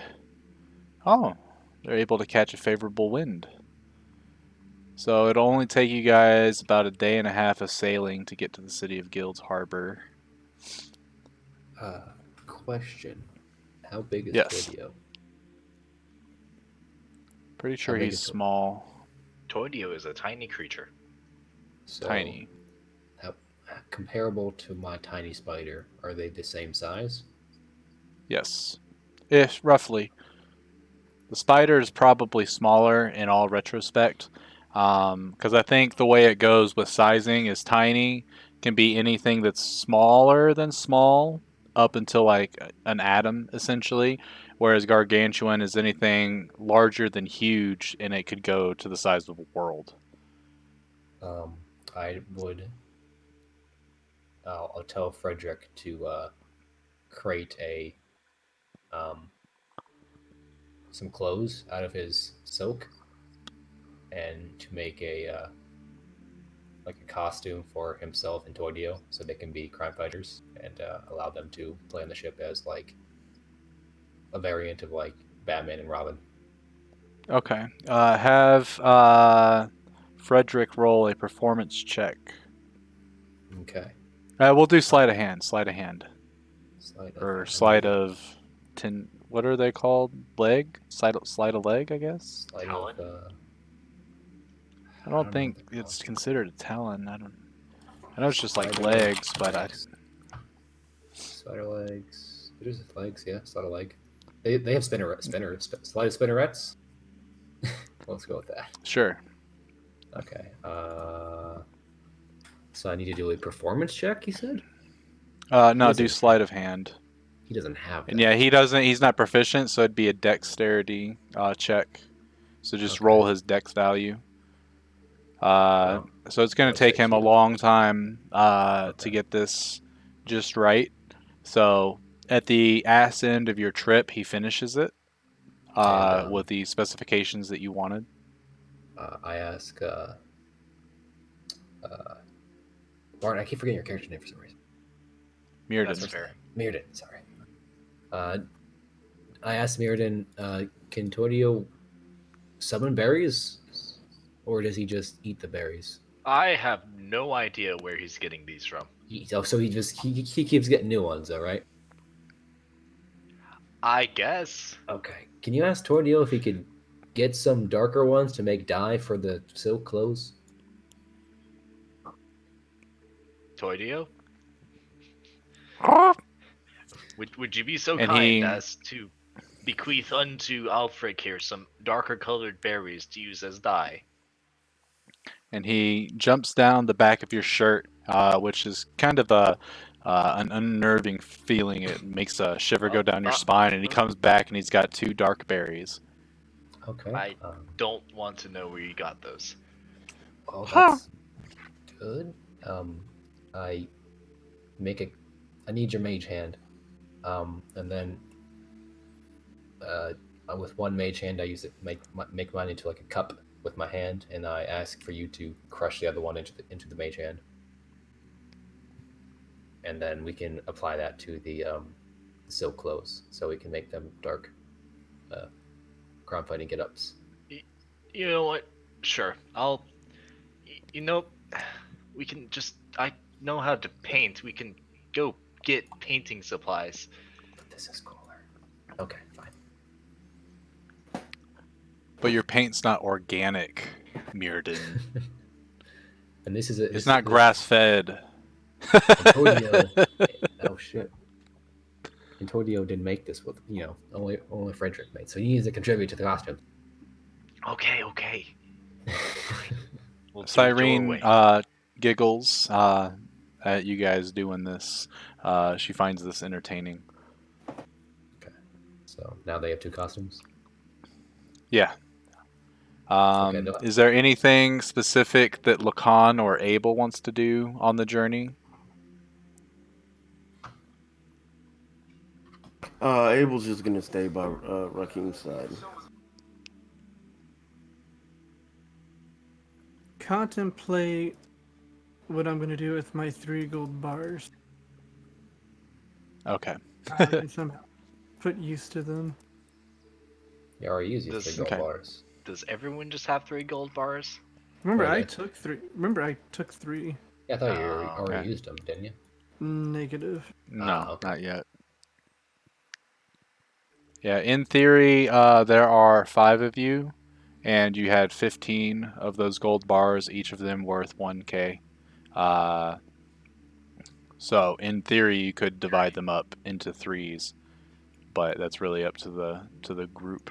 Lacan made it known he wants his cut, which was 3 gold bars. So how you 4 distribute the other 12 is up to you.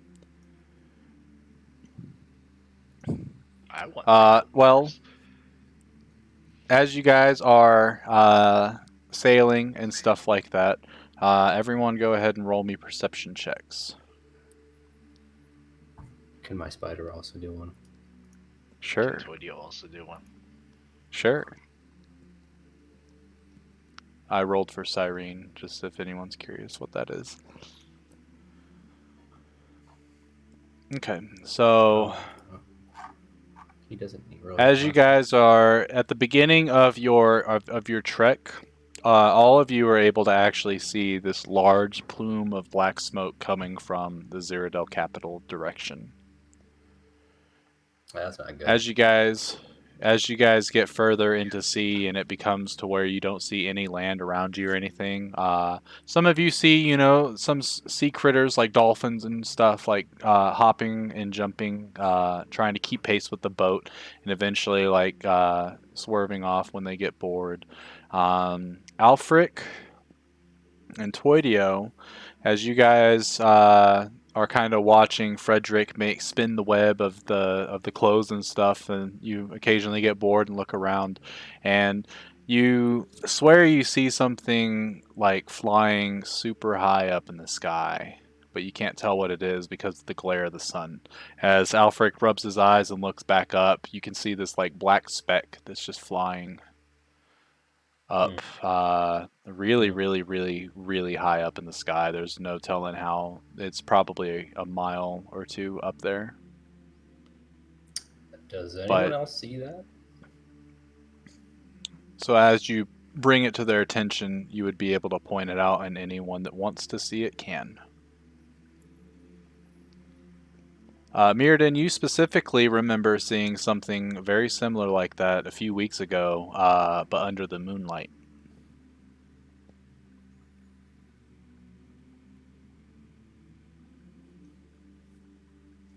No. Still have no idea what it is.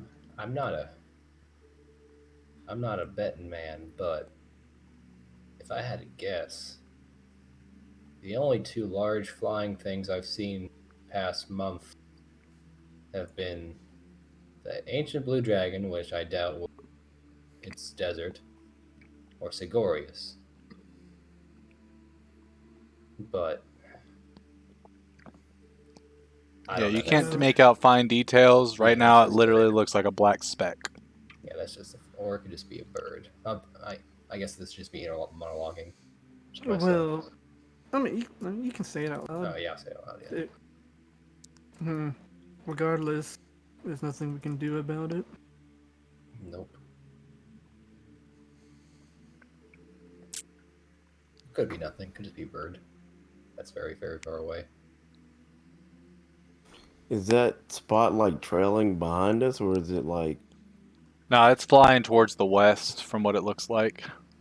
Oh, it's just flying. Okay, so it's like Yeah, not much whatever it is, like you guys are going towards the west area. Like that's the ship's direction right now. And this thing is actually like, if you guys were racing, this thing is beating you. It's way faster for sure. Okay, yeah, that's what I was gonna ask next. Okay. I would do this next part, but Kirsten is not here. So the merfolk do not emerge to talk to you guys about what happens with Dagon and that one dude that they captured. So that's unfortunate. But otherwise, the rest of your sailing travels, the ocean's quite calm. Even at night when you can't really see anything, especially like when the occasional cloud covers up the moon, like it's completely pitch black. Um, it's relatively calm trip, which is a breath of fresh air for you guys. Eventually, you do make it back to the city of guilds, and as you guys are pulling in close to the docks, Drown sort of scratches his head and goes, "Do you guys think you'll be needing my services again?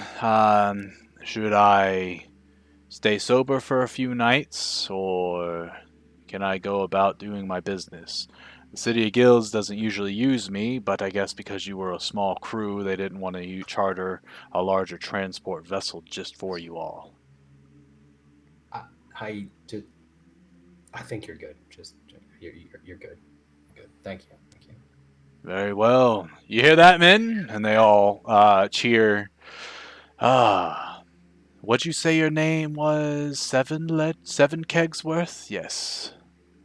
Six. Just six. ALFRIC. Six.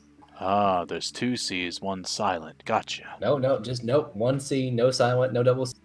One singular C. Pam. There's a G in there, isn't there? No G's. You know what? There's 27 letters. Huh. That might be my new record. Okay. Good luck. On the local news, Captain Florida man drinks 17 or 27 kegs worth of alcohol and dies. Who knew?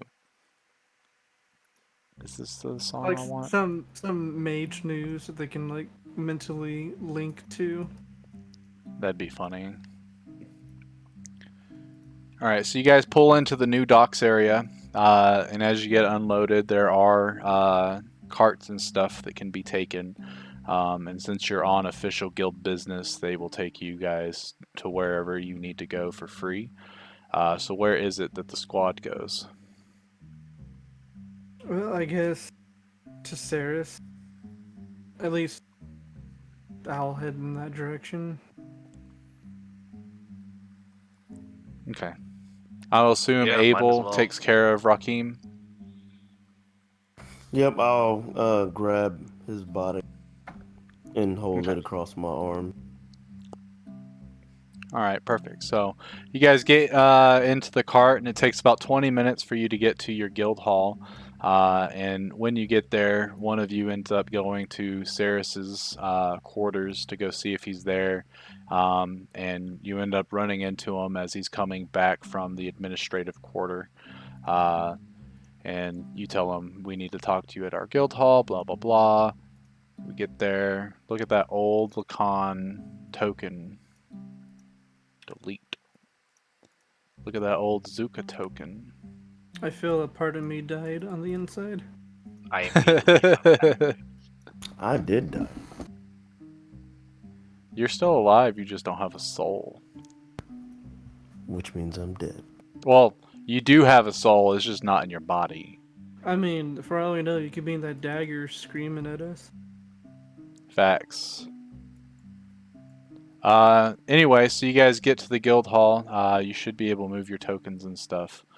Ceres will go and take his normal seat on this little stage area. Stares and goes, "Well, I was actually starting to get a little worried, but I felt maybe you were sort of taking a while on your contract so you could see a little bit of the countryside. After all, a new month has just started, so you've got plenty of time, and once you turn this one in, you'll only have one more for the month. That's pretty good." I'm Oh. afraid with the demon problem, sightseeing was the least of our worries. Or things to do. Who is this man Speaking, talking? Saris looks at you and goes, "Oh, you all have brought a new friend." And he stretches out a hand. My name's Saris. I essentially take care of the administrative portions of this group. And you are? My name is Abel. Well, pleasure to meet And you, I'm the Abel. body. Yes, the bodyguard of Prince Rakim here. Also, so all those dishes and stuff on one of the tables, I just like throw them all on the floor and then put his body on top of it, not knowing what to Okay. do with them.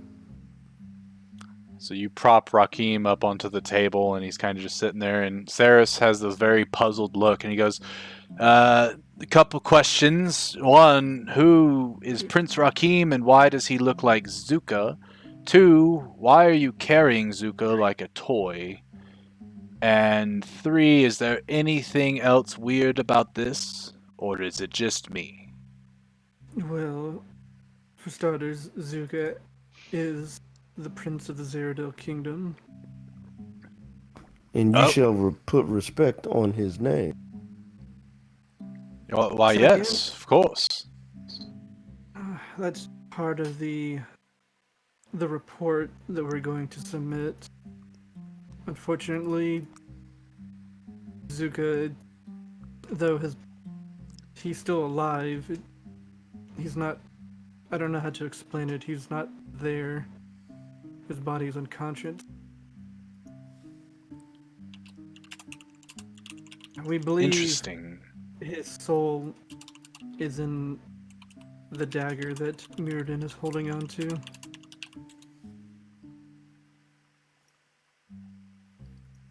You're saying that Zuka his soul has been extracted into that dagger? Maybe. We believe so, but we are not 100% certain on that. We were hoping that someone more versed in soul trapping would be able to, I guess, tell us for sure.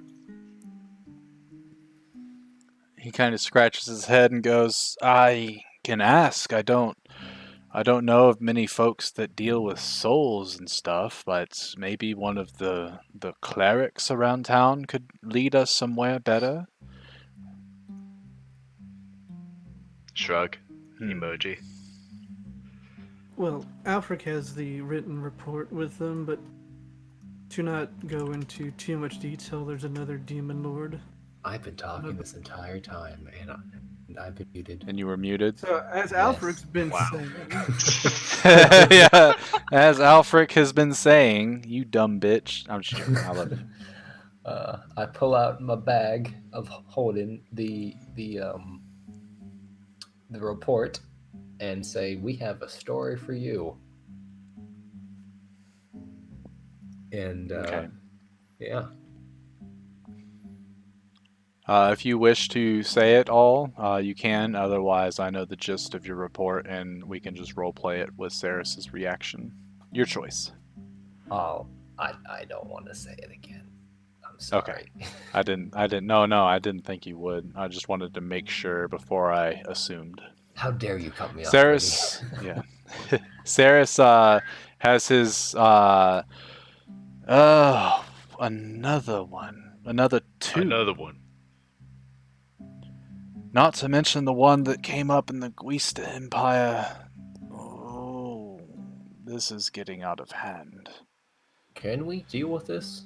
Because this is an issue that's quickly, like you said, getting out of hand. And Yes. almost killed us in one hit. One of them did. Zagorius threw a chucked a fireball at us. Half of us almost died. Oh shit! He chucked a fireball at you. Yeah. I mean, when he dimension doored away, Uh, he kind of oh. he demanded he come back or he'll turn his mother into the demon lord. I'm Which she sorry. He did did. what? The Oh, you queen is don't now know? Oh, dead. yes. So he took you know the mother that was sick.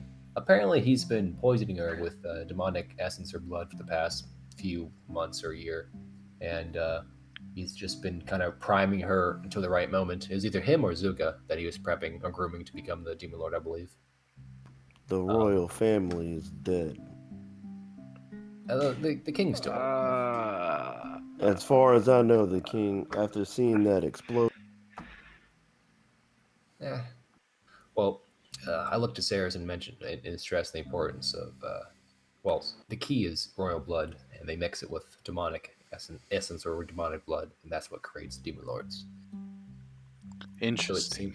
seems to taint their royal. I'm not sure what about it is special, but it seems that Cyrene here is royalty from our last incursion. Zuka, also known as Prince Orkim, and I slyly look over to Rakan and wait for a response.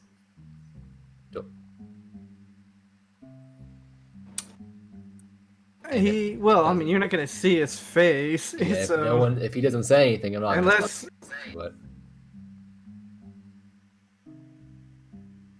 and I look back to Saris. Abel also informed Ceres about the fact that with the Ziradel Empire seemingly gone, I informed him of the Titanian Empire's doings The as fuck well. was that?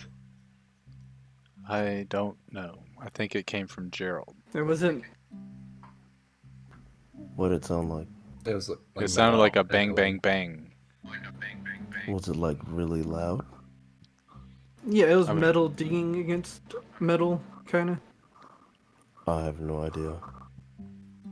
I thought that was oh well. Brady Anyway, doing some more sound no, effects. no. I actually don't have that many. So yeah, Saris kind of like looks at all of you and goes, Who knew that people were sending royal blood into the city of guilds as peacekeepers? For one, that's weird to me, but I guess it's not unheard of. But you're saying specifically that you saw 2 demon lords come from the Ziradel Empire, correct? One was already there, but yes. It was already there, and then they made a Yes. new one. Yes. And that doesn't include Dagon, who you all saw in the oceans. That doesn't include Yanagu, who you all saw in the southern portions of the City of Guild territory. Doesn't And the other include Minotaur Baphomet. one. Yep, that one. Yep. And it doesn't include Kostchitchi. Oh, is that a new one? Up in... Yes. Oh, you did mention that one, I think. Yes, Did you moments ago. Yes. Literally moments ago. We've had that report for maybe a few days. The Frost Giants had summoned their own as well. The Oh, Frost Giants. seriously? That sucks. The frost giants are strong enough as it is. He starts to run his fingers through his hair and like grip it and kind of like start pulling on it. He's like, 6 now? and as you said, it does seem to be out of our capabilities, especially because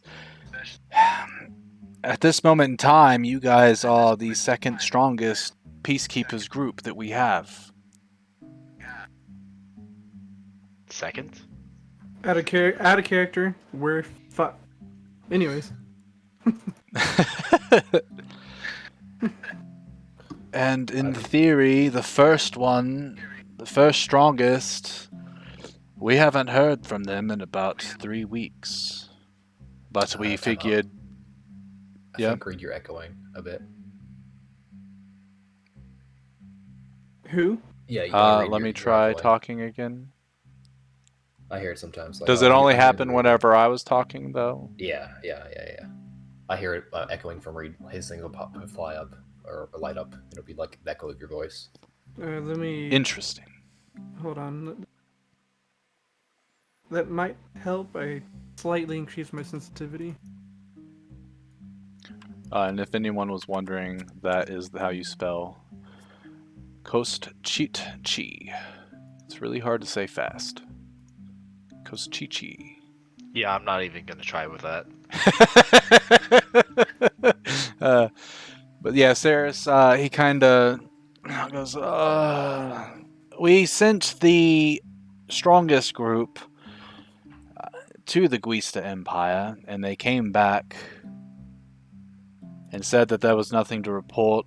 But then we got a new request, and now he's here, somewhere in those mountains up there. But the only thing we thought about, and we sent the strongest peacekeeper group to go and check it out, is perhaps maybe the Temple of the Lightbringer would have answers on how to combat this. But alas, they have not reported back about anything. We are worried that... No, sorry, Go ahead. on. Oh, well, we're worried that perhaps on the way to the Temple of the Lightbringer, they must have encountered... Well, I could only think of maybe Dagon or Baphomet. Or if there's another demon lord roaming around, they could have encountered him. Or perhaps, maybe this was their way of getting out. I don't know if you all saw anything going around town as you came in, and because of the time of day that you guys got in, there wasn't a lot of foot traffic yet, so you wouldn't have seen this stuff. But Saris goes on, but after the general populace learned about Yanagu, and he looks over at Cyrene, because of what you told that scribe, people started to get more questions asked, and then they found out about the others, and now if it's on, I don't think it's only the city of Guilds, it's probably the whole world, but everyone's in a state of panic now, and things have been going astray. A lot of criminals have been using this in order to get into whatever they end up doing, promoting their businesses and such, but people aren't working. They're preparing for the worst now. Things are starting to look grim. So the Guildmaster sent out our strongest to the Temple of the Lightbringer to see if maybe they could aid us in some way, even though they haven't been spoken to in who knows how long. Centuries? It's probably at the beginning of the 1,000-Year War, honestly. But we haven't heard back from them. And the only thing I could think of is, well, if they are gone... You guys are the new number ones. Hell So that's yeah. something. Hey! And he kind of like does a fake ass fist bump up in the air. We just started though. Oh, wait, that's depressing. Never mind. Yeah, when you say strongest, do you mean Of our locally? batch? Like the upper class? Or you just mean like literally every other peacekeeper has died and we're the rank? He kind of leans back and goes, it's not that peacekeepers have died, but not a lot of peacekeepers have been capable of what you all have been capable of in just the past month that you have been a part of our organization. There's something extraordinary about each and every one of you, which is, it brings me a lot of pride being your captain, essentially. But it also leads me to believe that you all... that whatever this special thing is that makes you this powerful, we're going to end up relying on you for it. Okay. Well, that's a concern though, because we are targets of these demons themselves. Or at least the ones that are royalty are. I mean, I'm not, so I'm pretty Same. safe. Yeah. I feel pretty good about this. I As thought far we were as going to my make own Mirrodin immediate personal- Fey royalty. I'm just joking. What? But he doesn't know yet, No. though. That's the thing. He doesn't know. Yeah, he It's doesn't know he's fake. Right. Hey, that's perfect, actually. Also kidding. I'm not gonna do that to you. If you want to write my Uh, backstory for me and then do stuff like that, I'm totally down. Okay. I'll think But as about far it. as I know, I'm not favorable. And the prophecy royalty. foretold that all of the royal bloods of the different. I swear. So Saris So- kind of sits there and he scratches his head and he's like, "But let's try not to panic. There's got to be, as simple as it seems that these demon lords are coming. There's got to be a simple solution out there somewhere, right? Maybe." How did That they all get doesn't stopped have to last be a time? simple solution. How did they get stopped last time? Does it literally anybody What do you know? mean last time? Wasn't there a last time, or is this the first time they've been popping up? He kind of shrugs his shoulders. I don't know. I've never heard of a demon lord incursion before. Oh, I forgot to mention one thing. The city, Ziradel, they were kind of poisoning the water hole in a sense. They were putting some substance into the orcs' water supply to make them docile, so they could control them, so they could keep Titania at bay. But now that He kind of like, he has this very surprised look and he's like, interesting, and he writes it down. yeah, not Whatever many do you people- mean? I don't exactly. They were doing. However, they're They- getting the water so- over there. The orcs used to have the Luxodon lake, and some time in the past, Luxodon figured out a concoction that made the orcs die, and that is how the Ziradel Empire managed to rise in power and match them. And they formed an Interesting. alliance, and this alliance was partially formed to combat Titania from expanding. Well, that is a new one for the history books for sure. I don't think that that needs to be included in my reports, and I honestly do not wish to get involved in the affairs of the Ziradel Empire and whatever so-called, and he does this with those like quotation fingers, corruption. But in the interest of the City of Guilds, it does not matter what they've done to get their power, essentially. Especially since it happened almost 1,000 years ago. But Why what we're does concerned, matter? Ziradel's Oh, go. probably off the map. So, Titania could invade, I believe, or we believe.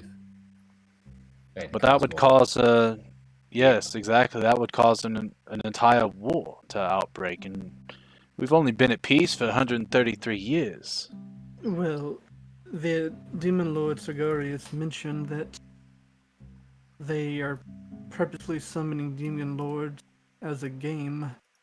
They plan to combat each other at some point, so war is more than likely inevitable, just from the chaos alone that these demons will bring.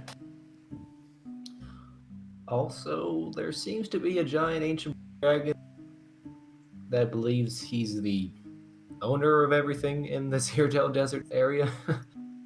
And Okay, look. If an ancient blue dragon is going to say that he's the owner of everything, who are we to tell him he's I'm not? I'm not saying he isn't. I don't think you should start off that statement saying he believes he is. If I the mean- ancient blue dragon says that he is the owner of the desert, I I'm doubt inclined he to just can hear me from here. I look around. That black dog Okay. starts to get closer and closer. yeah, right. Well, Alfred, Oh boy. Speaking of Black God, we may have seen something that may have been a bird or something larger. Maybe the blue dragon or maybe Sigorius flying with us in our direction faster than our boat. Oh Huh. yeah, Yeah, we may be being followed. I think as whatever well it is has been following us inexplicably. for Don't like know the what it last is month though. or so. Yeah. Apparently one of us That's saw it a odd. month ago. Yep. So I've not really paid attention to the sky, but I guess I'll look up every now and then. Well, So you see, as player characters, we look up every so often just because. Yes. Interesting. A player character. He writes Yeah, that down. So, You Also know how Kevin. you know how like NPCs never fucking look up or down. Yep. I like pull out his character sheet. So click here where it says, Click here where it says Make a knowledge NPC. Speaking of knowledge checks, Splinter's got to use the bathroom, so we'll probably wrap it up here in a second. Go lay down. Go lay down. All right. So Saris looks at all of you and goes, well, he finishes writing up his report a little bit, and he goes, this is all really troubling. And the only thing I could think of is either A, you guys all just continue doing what you do, and he points to the notice board, or maybe it's time that we send out another party to go to the Lightbringer's temple, or the temple of the Lightbringer, rather. I think, well, and this is just my own judgment, I think that they could possibly help us. They are essentially where most of our holy clerics come from. What do we do with well, I guess we'll check the clerics in the area here, but if they can't do anything about Zuka and this dagger, do we just leave Zuka here? Do you have some place we can keep him? I don't know. I could definitely keep him safe and make sure that his body is nourished and such, but have we your looked everyone new else friend that fed Abel, him? I assume that anytime you guys are traveling, like, you go through the necessary precautions to take care of everybody, especially you with your Goodberry, and would, even if you think about it, like, unless you specifically tell me that you're not going to feed Rakim, I would assume that you feed Rakim as best you can. Has anyone changed him? I haven't. Same about going about letting him do his business. And I would assume Abel, being who Abel is, he would probably take care of all that stuff. Okay. But you were saying. So Saris kind of stands up and starts folding his paper of his report and goes, if you wish to seek out the Temple of the Lightbringer, I can point it out to you. And I could even draw up a contract about it. That way it counts towards your total. But as far as I'm concerned, there are greater things that need to be taken care of than a monthly contract quota. But it's up to you. Assistant. If we're considered the strongest group, shouldn't we be given the necessary funds to try and combat the situation as best we can? I mean, I feel that we have been compensating you quite well. And he kind of looks around at some of your new gadgets and stuff. Not to mention, it looks like you've done quite well for yourself, too. I do not know what else we could give you. I mean more in the sense that whatever funds we will need, since it would seem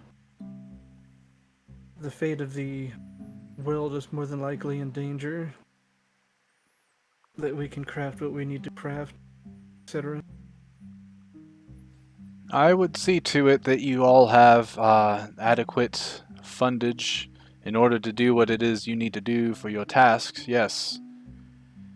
But that is obviously out of my realm of what I am allowed to do. That is Rosine's judgment call.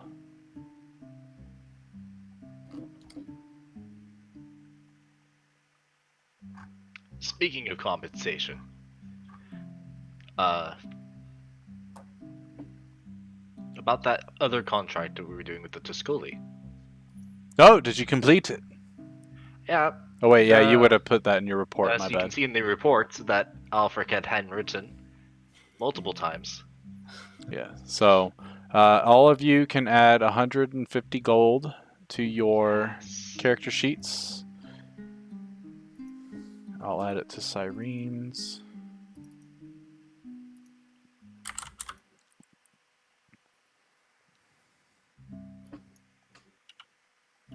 And then as he goes to hand it to Rakim, he gives it to Abel and says,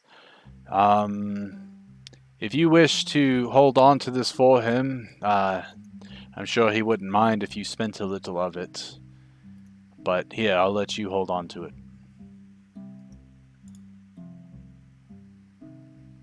Abel goes ahead and takes it. Okay.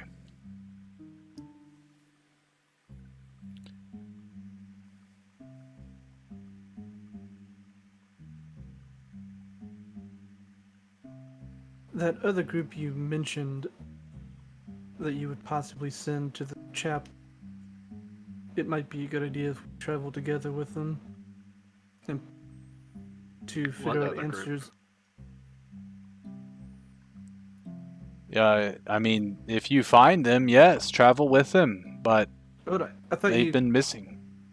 out of character, I thought you mentioned you were going to send someone else over there. Yeah, that was gonna be us. No, Yeah. I thought. I thought you said if we Negative. didn't go that way, you would look for some other group. No, I misheard then. Yeah, don't remember that. For Brady's sanity, I really want to go to the Temple of the Lightbringer or whatever, because that sounds dope as No. fuck. No, that was my plan. I just, for some reason, I thought you mentioned possibly sending others that way, but never mind.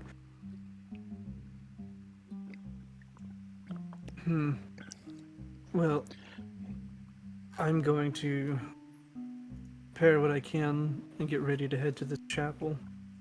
The sooner we can get answers, the better.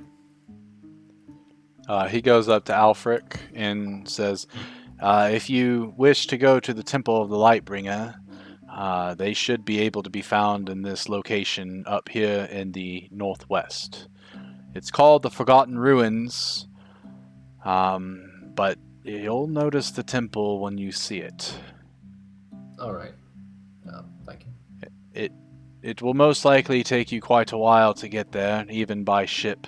So make sure you take the necessary precautions. And another thing is, these folks, even though they do worship mostly neutral and good aligned gods, their god's word is absolute, and if you test them, they will make short work of you. I promise you that. All right. About that ship, what ship will we be chartering to get there? I will make sure that you have the necessary arrangements. When do you think you'll leave? And at this point, if you guys wanted to talk amongst each other throughout the next week, you can take downtime if you wish and do stuff around like prep work. If there's anything you want to try to buy and it might take a couple days, or anything you want to scope out or research, we could do some downtime activities if you want, or if you want to leave ASAP, we can do that too. All right. I just want to buy my armor. Okay. But yeah, we'll leave it as when Sarah says, when do you all think you're going to leave? That's where we'll go ahead and end the session for tonight. And then let me end my stream real quick, and I'll be right back, and I'll make an announcement for next week's playtime. All right. Hopefully everyone had a good old time. Did not expect for Gerald to do that thing with the dagger, because I had to make a judgment call of, technically it's in the realm of what Sergorius wanted, except for it's the wrong target. So he was gonna, let things go. But then with Martin pulling that stuff and Sergorius not getting what he needed, he did the alternative. So it was a good time. We'll see what all happens the next time we play. But yeah, things are starting to shape up. I think information's getting out to the group now. And now that I've put that thing out there that they're like one of the strongest groups, just because they're the strongest peacekeeper group doesn't mean they're the strongest people in the world. That is far from the truth. Hopefully that doesn't get to their head. It'd be funny if it did, and we'll see though. Anyway, until next time. Peace.